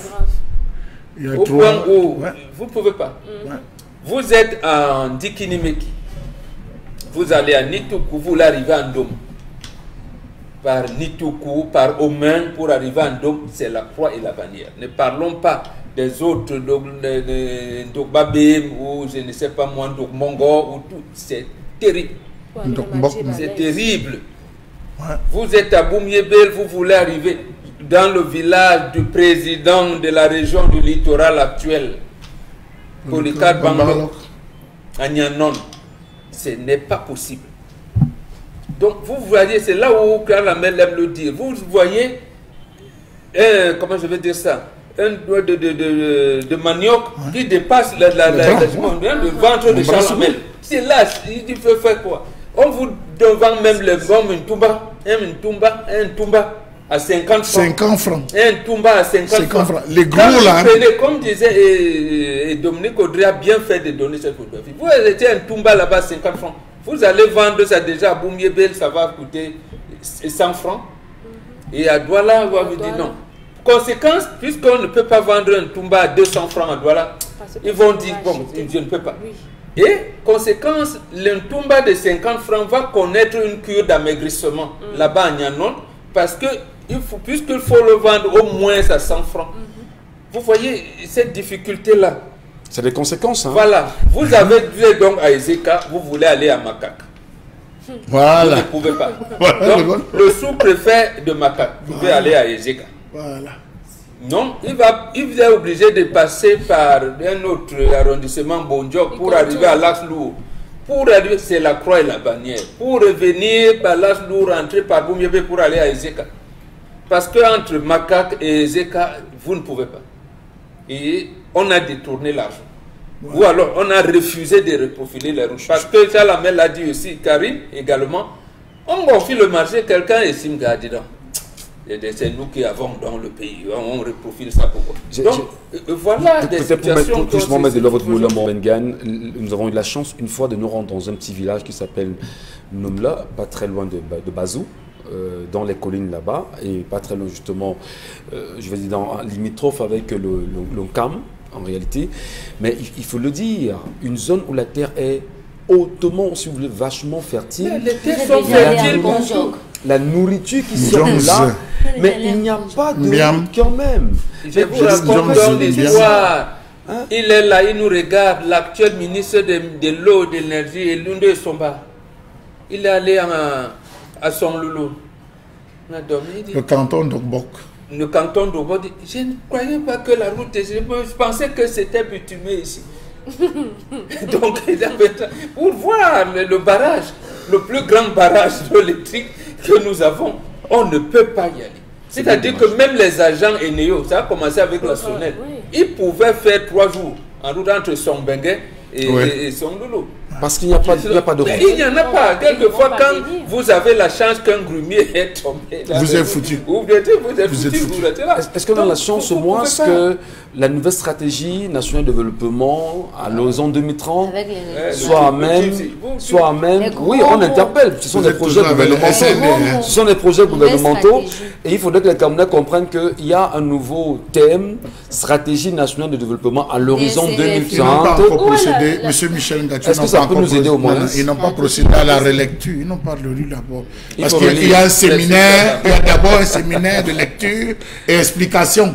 Parce que vous le savez, dans tous les ministères, il y aura des séminaires qu'on va organiser sur l'explication, les termes de référence et tout, que les gens commencent à intégrer. Parce que jusqu'à présent, vous n'avez pas, tous les ministres à qui on tend le micro n'ont pas encore parlé de SDN 30. Dès qu'ils auront fini ces séminaires coûteux et pompeux, c'est là que vous allez venir suivant la stratégie nouvelle impulsée par le président de la République. Nous sommes plongés dans la stratégie nationale de développement. C'est après la lecture. Donc pour le moment, M. Michel Ngachou. Donc ça ne pourrait pas nous aider. Vous disiez hier comment le projet arrive à maturation. On met d'abord la provende, c'est-à-dire que le ministère de l'économie de plan, il la met la provende. Après, on vient au finances, le ministère des Finances, il ajoute un peu d'engrais. Bon, si c'est pas le dosage n'est pas approprié, le projet n'arrivera jamais. La présidence peut pas arroser. Avec les déréglementations climatiques, le président, avec sa magnanimité, peut arroser. Et si le continue, bon, alors justement, comment sauver ces voies, ces routes aujourd'hui? Que doit faire la population ou les populations? Que doivent faire les populations? Je suis quelque peu d'abord surpris, vous allez permettre qu'on ait mis à disposition le journal des projets, alors que les présidents des régions n'ont pas encore pris fonction. Ah, déjà, c'était pour leur dire que voilà, les présidents des régions n'ont pas encore pris fonction. Bon, il y en a qui ont pris fonction. Il fallait les élections ont eu lieu. Il fallait qu'ils prennent fonction. A pris fonction, a été installé déjà dans ses fonctions. C'est ça ce qu'on appelle l'hypercentralisation. Il devait prendre fonction, s'entendre avec, organiser les premières assemblées, définir les priorités immédiates à court, moyen ou long terme, et faire de la budget. Parce qu'on va leur donner un budget qui les servira à quoi? Implémenter ce dont on a décidé pour une interrogation. On va leur dire, le chef de l'État a déjà décidé. D'abord, là, donner les orientations du budget en octobre 2020. L'Assemblée a voté. Voilà. Cherchez l'argent vous-même. Toutes les déclarations que Paul Polycarpe Mbalo a fait, j'ai bien peur que ça le rattrape pour son mandat, parce qu'il ne fera qu'appliquer ce qui aura été défini et décidé. Comme Momoga est en train de le dire, c'est là, allez-y. Première chose, M. Michel Ngachou, le Cameroun, les pistes rurales, les routes rurales souffrent de 5 plaies béantes. La première, c'est l'absence de définition claire des responsabilités. Est-ce que vous savez que dans la gestion des pistes rurales, des routes rurales, il y a 7 ministères qui interviennent. 7 ministères qui interviennent dans ce processus, M. Michel Ngachou. Comment est-ce que le maire va se lever pour pouvoir gérer? Il y a le MINADER qui intervient, il y a le ministère des Travaux publics, il y a le MINDU à un certain niveau qui intervient, il y a le MINFI qui intervient, le ministère de l'Environnement, de la Faune et des Forêts. Mais M. Michel Ngachou, sans oublier la commission départementale que supervise le préfet. Donc, vous allez vous retrouver, il y a toute une masse, et vous vous demandez, mais on va faire comment? Comment est-ce qu'on va réussir à gérer cela? Premier plan dans ce pays. Deuxième plan, M. Michel Ngachou, les services centraux, donc Yaoundé, a tendance à prendre des décisions sans consulter les collectivités territoriales décentralisées. Je vous prends, M. Michel Ngachou, vous arrivez dans un village, la principale route rurale en terre qui est censée sortir les meilleurs produits de la terre n'est pas viabilisée, n'est pas reprofilée. On va chercher la route qui conduit chez le maire. Qui conduit chez une élite ministre de la République, c'est celle-là qu'on peut reprofiler, qu'on peut aménager, et on vous dit que c'est un projet, ça a été enregistré, la route s'arrête devant sa porte, les véritables zones sont négligées. À qui la faute? On vous dit allez au ministère, allez à Yaoundé, allez discuter, les décisions viennent de Yaoundé. Vous pensez que les populations vont penser quoi, M. Michel Ngachou? La programmation des travaux est inconsistante et parfois mal coordonnée.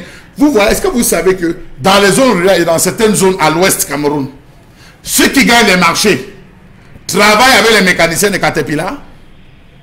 Et les gars, tu vois que l'engin qui est gâté là, Ça peut démarrer. Oui, on loue le porte-chat, on va déposer au village. On est démarré, on démarre. Ça roule 2 minutes. Ça fait... Il disparaît, il ne revient plus. Il revient lorsqu'il y a manifestation pour dire la sorcellerie de ce village a empêché que le travail ne continue. Les sorciers doivent être bannis de ce village, sinon la roue ne passera pas. Le budget est déjà avalé, alors que le gars a gagné son gombo avec un mécanicien. Incroyable. Je vous dis comment ça fonctionne. Ils sont nombreux qui abandonnent. Ils portent, ils viennent, ils abandonnent. C'est des caterpillars morts. Petite virgule, cher Lamèche. Permettez, virgule. Comme ceux qui poussent au Non, ce que vous dites est tellement pertinent et c'est très important que l'on sache. Ça veut dire désormais que en matière de reprofilage des routes, dans les localités bien connues, lorsqu'un caterpillar arrive dans le village, les populations peuvent-elles demander au maire, peuvent-elles demander, que ce soit au sous-préfet ou au préfet, de se rassurer de la qualité justement du matériel à même de faire ces travaux?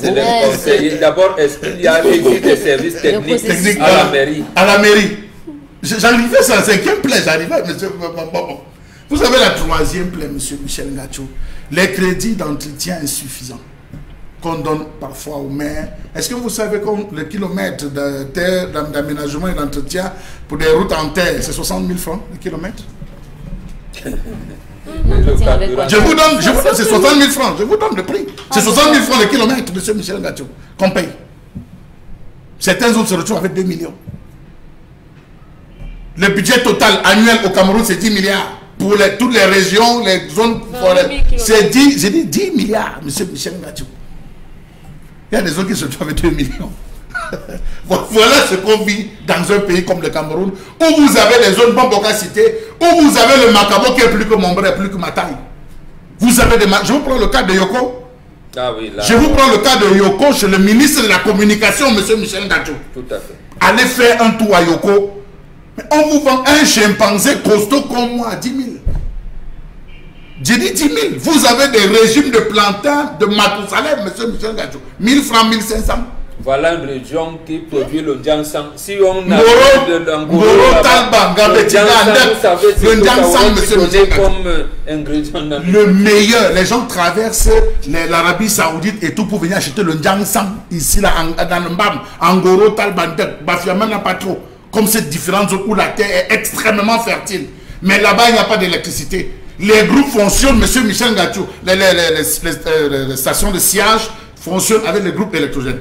Quatrième problème, monsieur Michel Ngacho, l'insuffisance des compétences locales pour arriver là, comme Babok disait, où vous avez, il n'y a pas de responsable technique dans une mairie qui vont superviser. Vous avez des maires qui ont développé des budgets, qui ont monté des projets d'acquisition des engins. Mais c'est des engins déjà morts avant leur arrivée. Je vous ai dit, ça démarre, ça fonctionne un peu. Vous avez vu, ça marche. Marche avant, marche arrière. Marche avant, applaudissez pour le maire. On applaudit, on coupe le ruban. Ça ne va plus jamais démarrer, monsieur Michel Ngacho. Et vous croyez que vous avez des engins, vous n'avez pas. On ne procède pas à l'inventaire. L'inventaire des agriculteurs dans chaque zone. Le nez a combien d'agriculteurs? De grands agriculteurs qui ont besoin de pistes pour acheminement. Mais monsieur Michel, non, le ministère ne travaille pas. Mais deuxième petite virgule, je voudrais également ici parler sous le contrôle de ceux qui nous regardent dans le Mungo. Comment comprendre que très souvent, d'ailleurs en respect avec nos frères du voisin du Gabon, que nos frères gabonais, parfois traversent la frontière, vont jusque dans des champs acheter des vivres là-bas et retournent au Gabon. Comment font-ils? Monsieur Michel Ngacho, vous prenez ici dans la zone de Yabassi, vous prenez le nord Makombe, mais vous avez des gens qui préfèrent arriver, ils louent des camions militaires. Ces gars, quand ils arrivent, ils louent des camions militaires, il faut le dire. Des camions militaires qui entrent. Oui, je dis ils louent des camions militaires, je ne sais pas comment. Ils louent des camions militaires. Ils vont jusque dans les champs. C'est-à-dire que le planteur, dès lors que tu commences à la sémence. Ils viennent avec des camions militaires, on charge dans les camions militaires. Vous savez que les camions militaires, partout, ça passe n'importe où. Ils récupèrent et ils ressortent des forêts tranquillement. Où les dîners les attendent à un certain endroit. On décharge, on met dans les dîners, on bâche et ça continue le chemin. Le dernier point, monsieur Michel Ngacho, c'est que les politiques et programmes de transport au Cameroun, les politiques ont été axés vers la construction des routes conventionnelles. Vous arrivez dans une zone, je prends Bazou, je peux prendre Tonga, je peux prendre, je sais pas moi, Makenene, je peux prendre Bafia, je peux prendre Kenzou, je peux prendre Bengbis. Mais vous vous rendez compte que là-bas, On se contente de ne faire que la grande route, où les gens vont défiler devant le maire, ça va jusqu'à la sous-préfecture, ça va chez le maire, à la mairie, ça ressort directement du village et ça continue. Les différents axes n'ont pas de route. Donc je pense que les fonds alloués, M. Michel Ngachou, vous avez la Banque africaine de développement, vous avez la Banque mondiale qui accorde des financements. Ces financements vont où? Et il y a trop de détournements dans l'aménagement, le reprofilage des routes et des pistes rurales. Vivement qu'on commence à lancer un audit. Merci. Il faudrait qu'on lance un audit. Audit, justement, nous interpellons en même temps les organismes qui aujourd'hui veillent sur la gestion de ces routes au Cameroun. Que nous disent en réalité ces organismes qui y travaillent? Est-ce qu'en fait le Consupé peut enfin intervenir dans des projets pareils? Si le Consupé peut servir à quelque chose d'aussi intéressant pour le Cameroun, voilà les réalités sur lesquelles on attend ce Consupé. Si la CONAC peut également enquêter et nous donner des résultats au plus vite, ça pourra encore servir et montrer aux Camerounais exactement à quoi servent ces institutions aujourd'hui. Les messages de nos téléspectateurs, vous êtes très nombreux, madame, monsieur, à réagir. Karine Sontia, vous les prenez pour nous ce matin. Oui. J'attends aussi le son. Oh. Vrai, quand une femme reste au Cameroun et son mari au Congo, elle-même, elle sait que son mari doit entretenir le moteur de temps en temps. C'est pas sorcier. Moi, le beau, je ne dis rien. Au contraire, je nie jusqu'à le feu sort. Je parle juste avec le mari de ma soeur pour qu'il n'affiche plus en public n'importe comment, rien de plus. Il faut dire aussi que ce n'est pas tout le monde qui est porté vers le sexe. Voilà. Vous avez des individus qui ne pensent pas sexe. Vous avez certains qui ne développent que... C'est comme des femmes. Il y a des gens qui épousent des femmes qui n'aiment pas le sexe, qui peuvent faire le sexe, qui peuvent pratiquer l'activité sexuelle tous les 2 mois, tous les 3 mois. Elle n'aime pas le sexe, elle est comme ça. D'autres qui ont subi des frustrations. C'est pas tout. Ne ramenez pas tout à l'aspect sexuel. En laissant d'abord ton mari, tu pensais à quoi? C'est pas trop ça. Un peu la distance ne fait rien parce qu'il y en a qui trompent leur femme même quand elles sont dans la même ville. Hein, donc, Ce pays est une vraie calamité. Le non-aménagement des pistes rurales est fait à dessein. Car pour empêcher le développement rural et surtout tuer l'agriculture, allez à Mian. Là où le chef avait refusé le saut maçon du sous-préfet. C'est horrible, mais ils ont un manioc d'excellente qualité. À l'ouest du pays, on a plein de nourriture produite dans les villages, mais rien que pour y entrer et sortir, c'est le parcours du combattant. Pendant le pseudo-confinement, on s'est rendu compte qu'il n'y a pas de réelle sécurité alimentaire dans ce pays, alors que la nourriture pourrit dans les villages faute de route. Mais on importe le maïs pour 150 milliards chaque année. Pourtant, chaque année, de l'argent est décaissé, même dans le cadre du budget d'investissement public. Plus étrange encore, on demande au Consupé d'enquêter sur le riz d'Orca, mais pas sur la gestion de l'argent destiné à développer les zones rurales. En réalité, vous comptez sur quoi? La décentralisation? On vous a déjà dit que les collectivités territoriales ne disposent pas d'assez de compétences pour gérer les projets majeurs de développement. On les a alors votés pour quoi? Le DSCE et SND 30 comme solution, comme dit Longuet, passe. Vous avez goûté vous avez vu le manioc de Yabassi? Bien sûr, cher Lamel. Vous avez vu la couleur? Le plantain même de Yabassi. Non, la particularité du manioc de Yabassi, c'est que c'est jaune. C'est exceptionnel, c'est jaune. Oui, comme l'igname. C'est ça le maïs. Vous plantez. Le manioc jaune. Oui, vous plantez. C'est Yabassi, c'est le manioc qui sort uniquement de Yabassi. Cette particularité, M. Michel Ngachou, de ce manioc, c'est qu'il donne à tout moment, à toutes les saisons, ce manioc sort. Si on avait développé, on n'allait pas souffrir ici. Vous allez manger du foufou jaune comme les foufous algériens qu'on se vend à...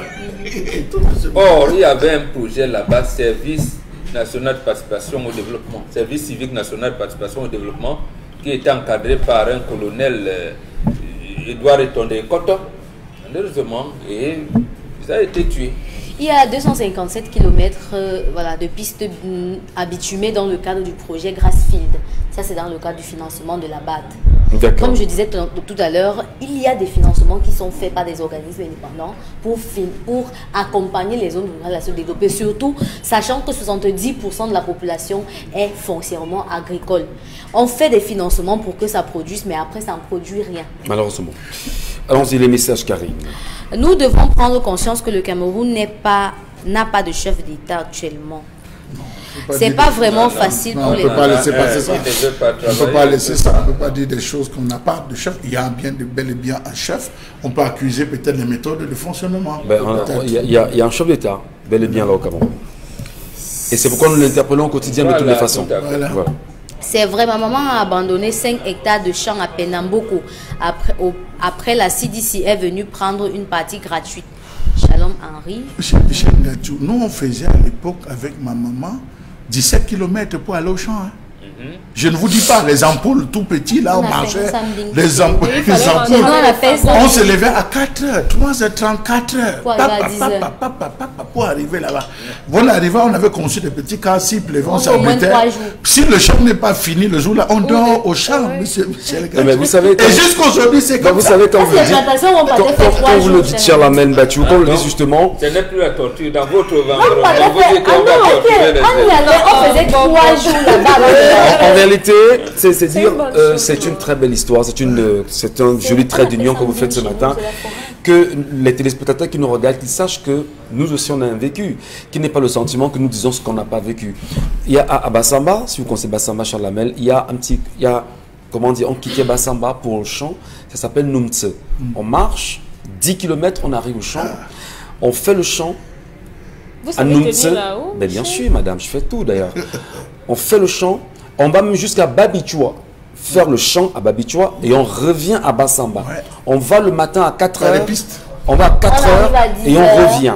Je ne vais pas laisser sur le regard de monsieur Chua Maurice qui me regarde justement et qui sait de quoi je parle, qui est mon ancien directeur de ECS de Bassamba, qui sait exactement de quoi on parle. Donc, c'est des réalités, on les a vécues. Oui. Et on prend le pouce, s'il vous plaît. On continue donc à le faire aujourd'hui. On y met 30 ans, 40 ans. Incroyable. On y met dans le pouce, on y met du manioc, on y met de la, je sais pas trop, de ce qui est connu. Et on tient jusqu'à la maison. Vous imaginez on fait asseoir les plus petits. Et ça serait dans le pouce. Effectivement. Après l'avoir cultivé. Vous poussez. Si la maman est fatiguée, elle-même s'assied dans le pouce. Voilà. Vous poussez. Donc, nous voulons savoir justement ce qui ont vécu ça. Voilà. Mais moi, je pense que ce qui est arrivé, c'est qu'en réalité, comme en 2021, est-ce qu'on devrait en être là aujourd'hui? C'est ça la question fondamentale. Et c'est assez gênant parce que ce n'est pas seulement dans ces localités, c'est tout le Cameroun qui est comme ça. Même ici dans le littoral, on a des zones dans le littoral qui sont quasiment inaccessibles parce qu'il n'y a pas de... C'est bien dommage. Allez, on va marquer une pause, madame, messieurs, avant de revenir sur la revue des réseaux sociaux qui est très chargée ce matin. Qu'est-ce qui s'est réellement passé justement dans les stades hier à la rencontre justement avec la rencontre entre les Lions et les anciennes gloires du football camerounais? Attention, les mots, c'est très compliqué. On en reparle.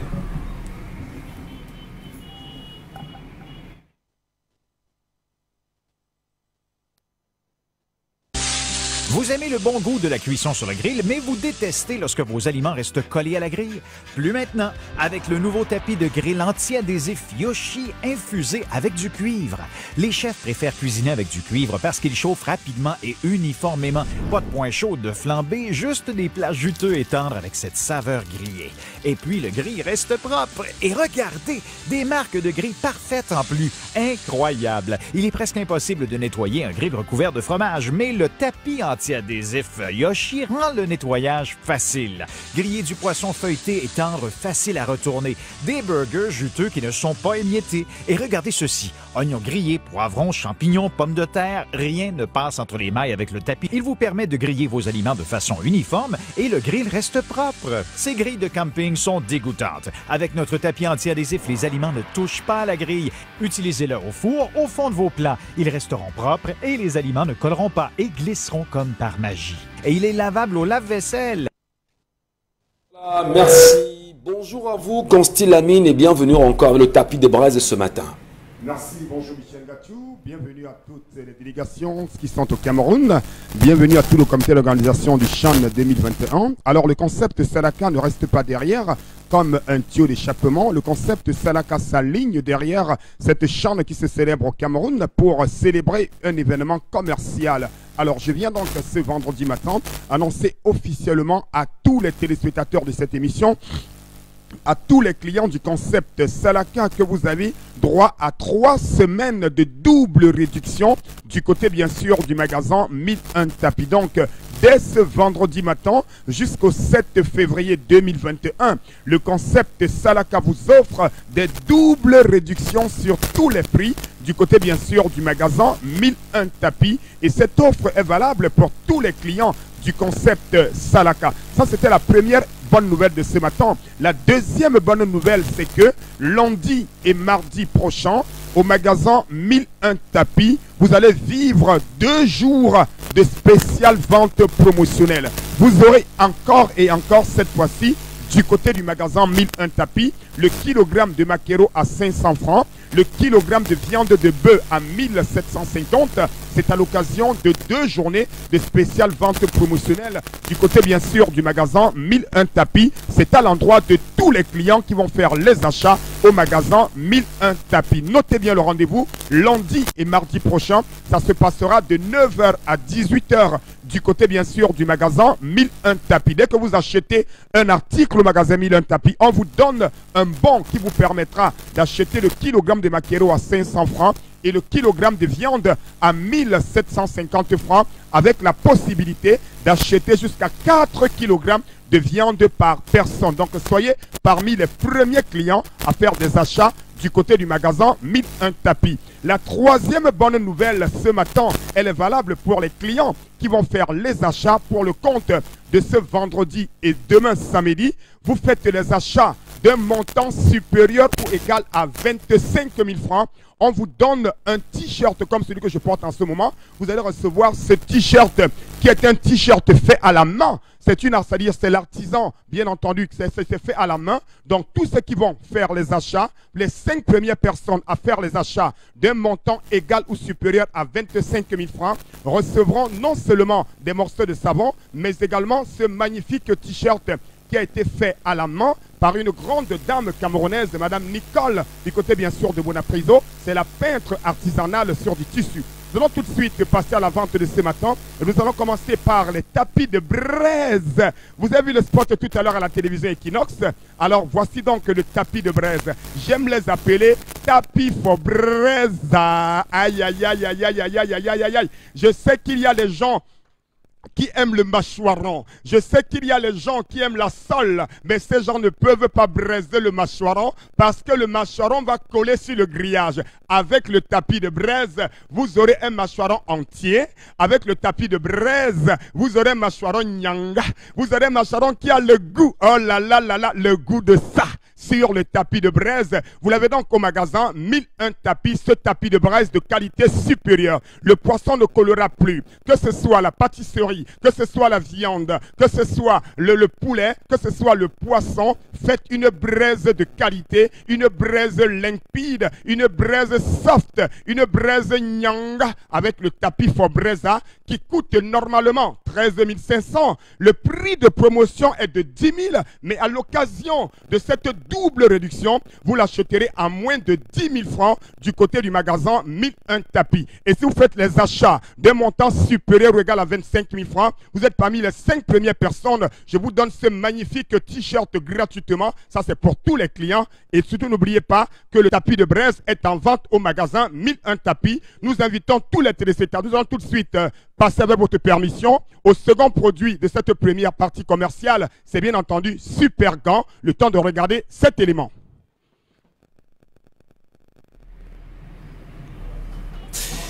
Allez, on va vous dire merci infiniment, Constilamine, pour ce passage ce matin, et merci pour le temps d'antenne qui nous a été consacré pour le dire. Donc, madame, monsieur, nous poursuivons l'émission avec vous à l'instant avec la revue des réseaux sociaux.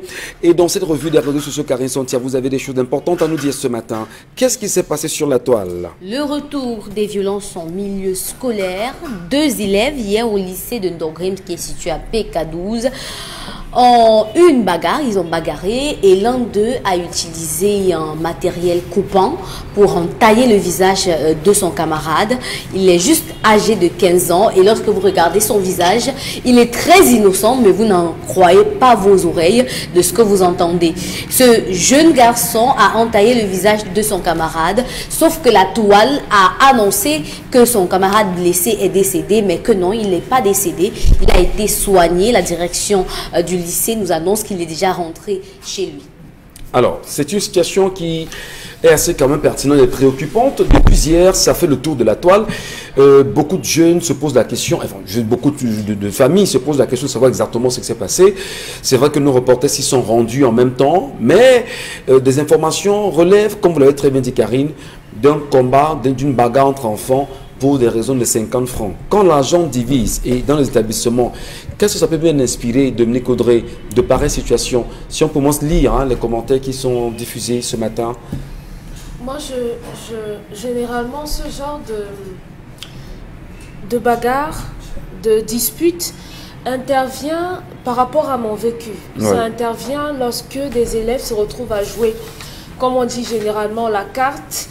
Et parfois également lorsque quelqu'un a fini, il a eu l'argent et il veut partir. Je crois que généralement c'est à ce moment-là que ça se pose. Et maintenant il faudrait aussi que les gens fassent un peu attention à ce qu'on dit sur la toile. Parce que moi également ce que j'ai lu c'est que le genou est décédé. Oui, ça allait un peu dans tous les sens. Donc il faudrait un peu de mesure, un peu de retenue lorsqu'on veut émettre des avis par rapport à une situation. Du moins se rassurer de ce que effectivement il y a eu mort d'homme avant d'affirmer quoi que ce soit en réalité. Oui, de dire des choses comme ça. Donc oui, c'est ça. Il faut toujours investiguer un tout petit peu quand même. C'est vrai qu'avant de dire quoi que ce soit sur Internet, rassurez-vous que vous avez la bonne information avant de faire une quelconque publication. Et même lorsqu'on l'a fait, il faut avoir la maturité nécessaire pour revenir corriger ce qu'on a dit qui n'était pas vrai. Bon, en attendant de fuir Facebook et WhatsApp, je ne sais pas où vous irez. On va aller on va aller Mais c'est grave, hein, c'est grave que aujourd'hui, les gens ont est-ce que les enfants sont de plus en plus sanguins? Non, est-ce que les enfants ne sont pas de plus en plus violents? Parce que je dis, qu'est-ce qui peut justifier que pour une affaire de 50 francs, entre vous enfants, que vous allez jusqu'à utiliser des lames de rasoir? Ce ne sont pas des enfants. Mais, du moment où on commence à réfléchir on a 15 ans justement, ils sont très jeunes. Mais qu'est-ce qui peut bien pousser deux jeunes pour 50 francs à vouloir se poignarder, se tuer et utiliser des lames de rasoir? C'est quoi cette culture de la violence que le Cameroun connaît aujourd'hui? Je crois que ça va au-delà de 50. Ne regardez pas simplement que c'est vulgairement 50. C'est beaucoup plus. C'est au-delà de 50. C'est quelqu'un qui a insulté alors qu'on demandait. C'est quelqu'un qui a... Essayez un peu de discuter avec des gens de cet âge-là dans votre entourage. Regardez leur tendance. Vous vous rendrez compte qu'aujourd'hui, pour un rien, ils sont prêts à se bagarrer simplement, comme je dis ici. Lorsque les garçons arrivent dans cet âge-là, ils ont l'impression qu'ils peuvent soulever le monde, qu'ils sont tellement forts qu'ils peuvent porter le monde. Et le moindre avis contre, la moindre divergence d'opinion fait qu'ils sont... Là, les hormones sont là et ils sont prêts à se bagarrer. Et c'est tellement dangereux parce qu'ils n'ont pas la mesure. Et ils peuvent se dire simplement, on va se limiter au coup de poing, on va se bousculer et tout. Mais en face, on aura quelqu'un qui aura une lame, qui aura un poignard et autre chose. Mais à cela, j'ai envie d'ajouter qu'on est tous violents. Que ce soit nous, les aînés de ces jeunes aujourd'hui, nos parents, on est tous violents. On est violents dans la manière dont on s'adresse aux gens. On est violent dans la manière dont on se comporte au quotidien. Conséquence, nos plus jeunes frères sont dans la continuité de ce que nous, leurs aînés, leur montrent à la maison. Le langage de la violence. C'est tout. En quoi est-ce que nous sommes violents, nous les aînés?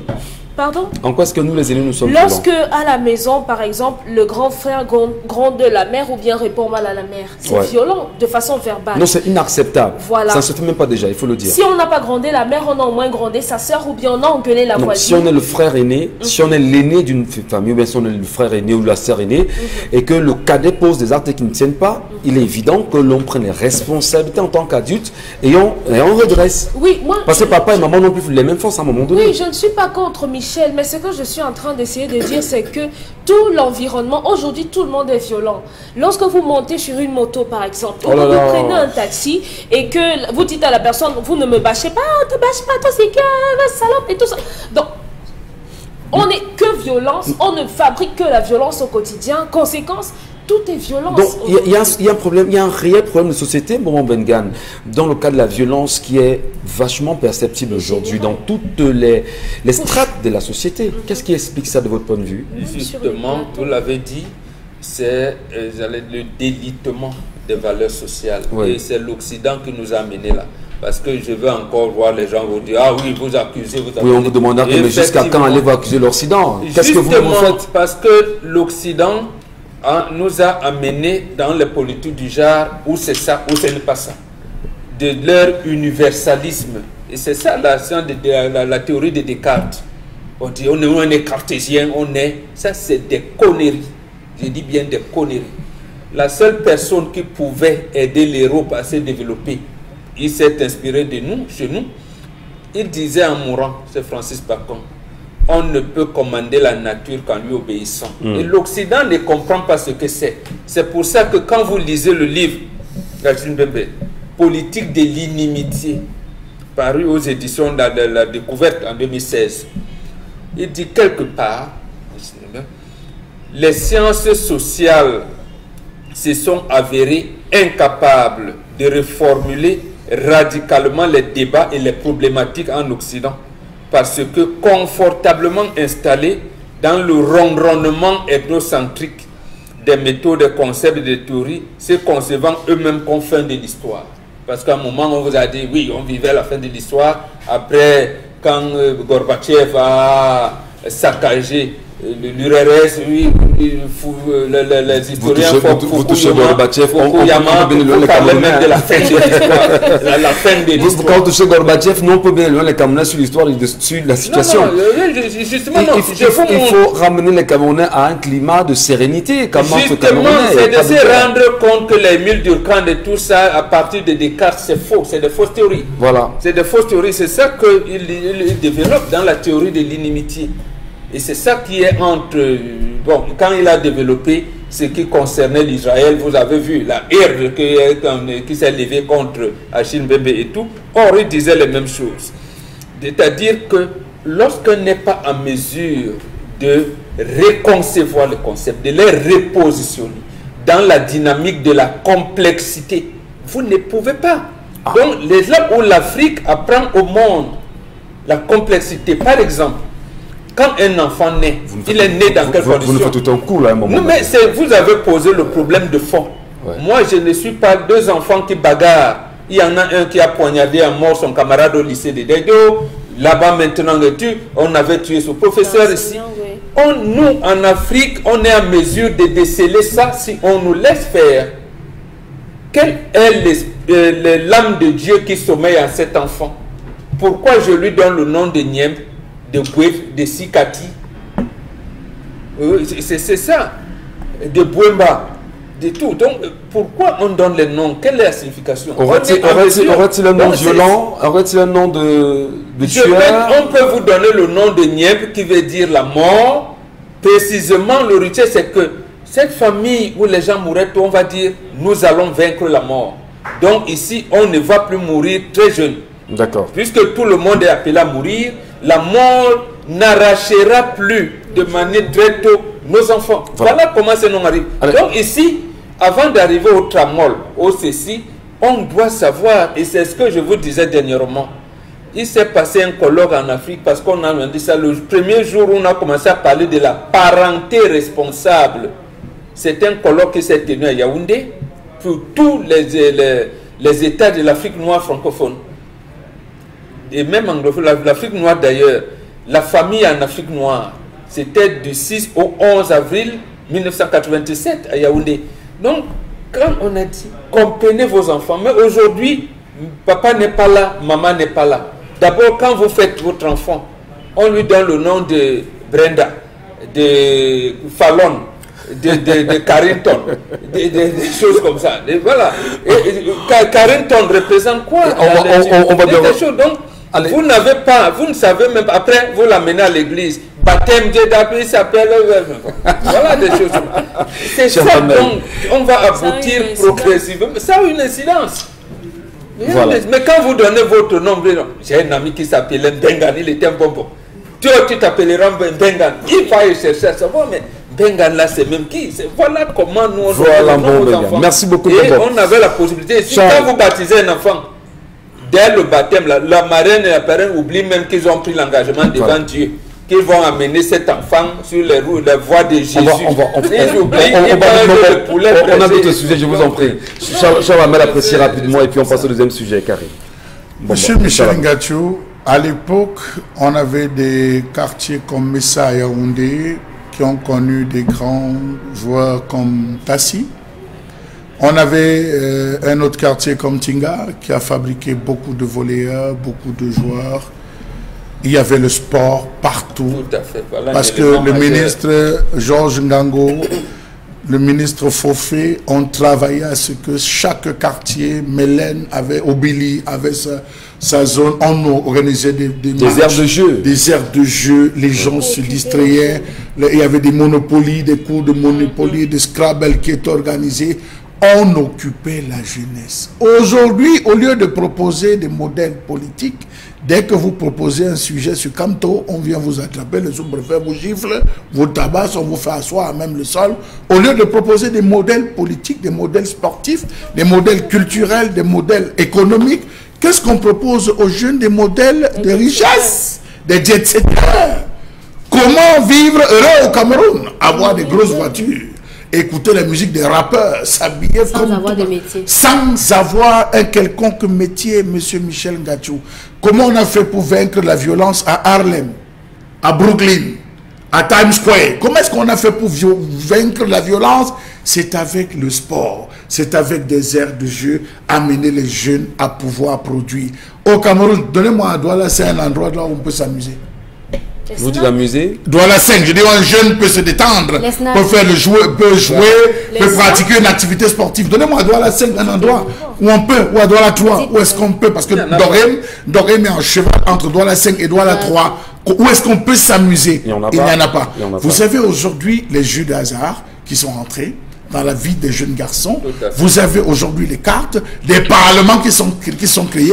D'où vient-il qu'un enfant de 13 ans veille jusqu'à 2 h du matin? Son père entend comment il entre à 2 h du matin. Tu étais, papa disait que j'étais devant la cour là, je causais avec les gars du quartier. À 13 ans, tu causes quoi? De quoi? Et vous avez des brigades de police qui passent, des gendarmeries qui passent dans la patrouille, qui ne s'intéressent pas à ce type de jeunes. Voilà là où il faut dire. Monsieur Michel, aujourd'hui on n'est pas plus violent qu'hier. Hier, nous avons ce qu'on appelait l'armée cinglée.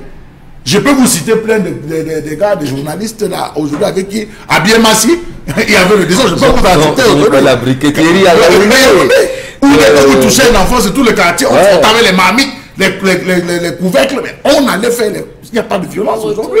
Mais la violence à l'époque était grave. Sauf qu'aujourd'hui, c'est accompagné de drogue, c'est accompagné de beaucoup. Donc, Bombokla dit, j'estime que le ministre des Sports a échoué. Les différents ministres des Sports ont échoué. L'entrepreneur en chef a échoué. Lamentablement, je précise bien, lamentablement, parce que le jeune aujourd'hui, à défaut de développer l'activité, de développer les muscles, on développe le cerveau. Quel endroit on peut développer le cerveau au Cameroun? Merci. Karine Santia, autre sujet, je vous en prie. Oui, on parle de ces 6 élèves du lycée bilingue de Menganga qui ont été arrêtés par la gendarmerie en possession des ossements humains qu'ils tentaient de vendre. C'est encore important. C'est très important, c'est la continuité, monsieur Michel. C'est très important, d'accord.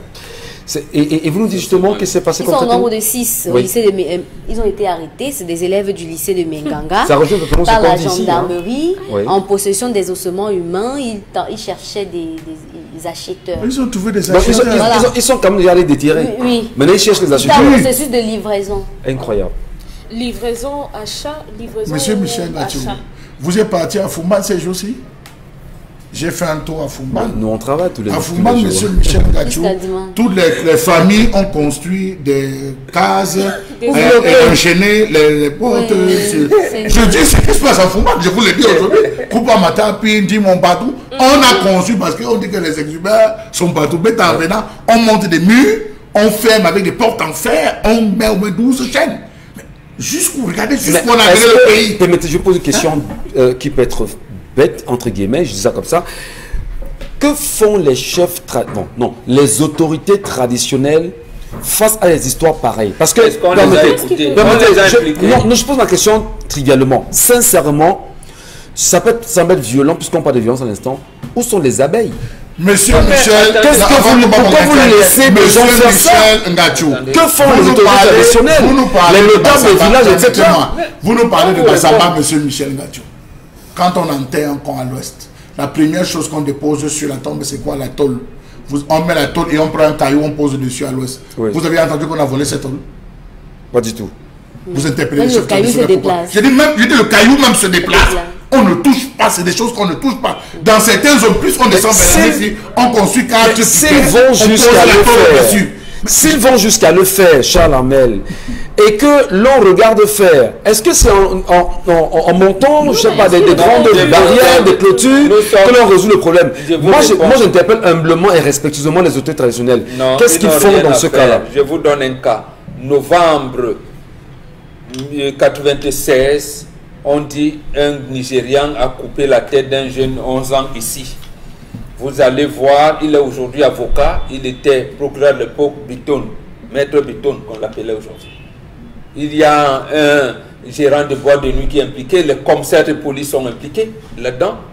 Le Nigérian dit, on lui a demandé la tête, le crâne, on commence à vous présenter. Non, on lui a demandé les ossements, pas le crâne. On lui a demandé, vous savez ce qui est arrivé à Biton, il est là. On lui apporte 15 millions pour détourner le projet. Il prend les 15 millions, il épingle dans le dossier. Quand il l'amène au tribunal, au lieu de le laisser poursuivre, on le transfère à Bafoussam. Et c'est lui, Biton. Il passe souvent à Regard Social, c'est un consultant d'Equinox. Il a été rétrogradé au sein de la magistrature. Il est d'ailleurs passé devant le président de la République pour justifier pourquoi on le rétrograde, pour qu'il plaide. Il a été rétrogradé. Et on a amené la presse camerounaise au point où on était perdu. Qu'est-ce qu'on demandait? Les ossements ou le crâne ou de ceci. Et quand ça arrive à ce niveau, c'est pour cela que je vous dis, les autorités traditionnelles africaines, et Cameroun en particulier, a voulu, et nous souhaitons que justement qu'on intègre les us et coutumes dans le corpus des lois. Et maintenant, lorsque Mbombo va procéder à une cérémonie d'attribution du nom, on va dire pratique de sorcellerie. Le code pénal condamne la sorcellerie. Et lorsqu'il veut donc enterrer, j'ai dit, le pasteur, le prêtre, mettez-vous de côté. Dans ma concession, personne ne peut exhumer ici. On va dire, il va faire la sorcellerie sur les tombes. Il va faire. Voilà la situation dans laquelle nous nous trouvons aujourd'hui. Donc c'est à vous de voir. Merci. Appelez-nous pour enterrer les gens, n'appelez plus le prêtre ou le pasteur. Merci beaucoup, mon Benga. Merci à vous. Effectivement, et c'est très important d'appeler désormais les autorités traditionnelles avant d'enterrer chaque corps. Certainement, il y a un travail. Non, mais ils sont là. Ils sont là. Non, mais tu ne dis pas non. Dans les villages aujourd'hui, on a interdit même de venir enterrer le corps, vous disparaissez. Il y a chaque quartier, vous devez enregistrer les causes du décès auprès du chef de quartier. On n'a pas le temps, Charles Hamel. Vous êtes en train de tirer sur les chefs traditionnels. On n'a pas tiré, on a interpellé. C'est très important. Est-ce que vous les laissez qu'ils soient plus présents, c'est important. Non, je vous en prie. Vous avez les familles, quand papa meurt, vous devez appeler le chef. Nous, on va faire notre conseil. Vous ne venez même pas le consulter. Merci à vous. Pour le jugement des Merci à vous, Bonbon. Merci Charles Hamel, merci Karine, merci Dominique Audrey, madame, messieurs. Prenons rendez-vous lundi lorsqu'il sera 10h. Mais entre-temps, très bonne fête justement du Chan. Observons et restons vigilants. Fête du Chan.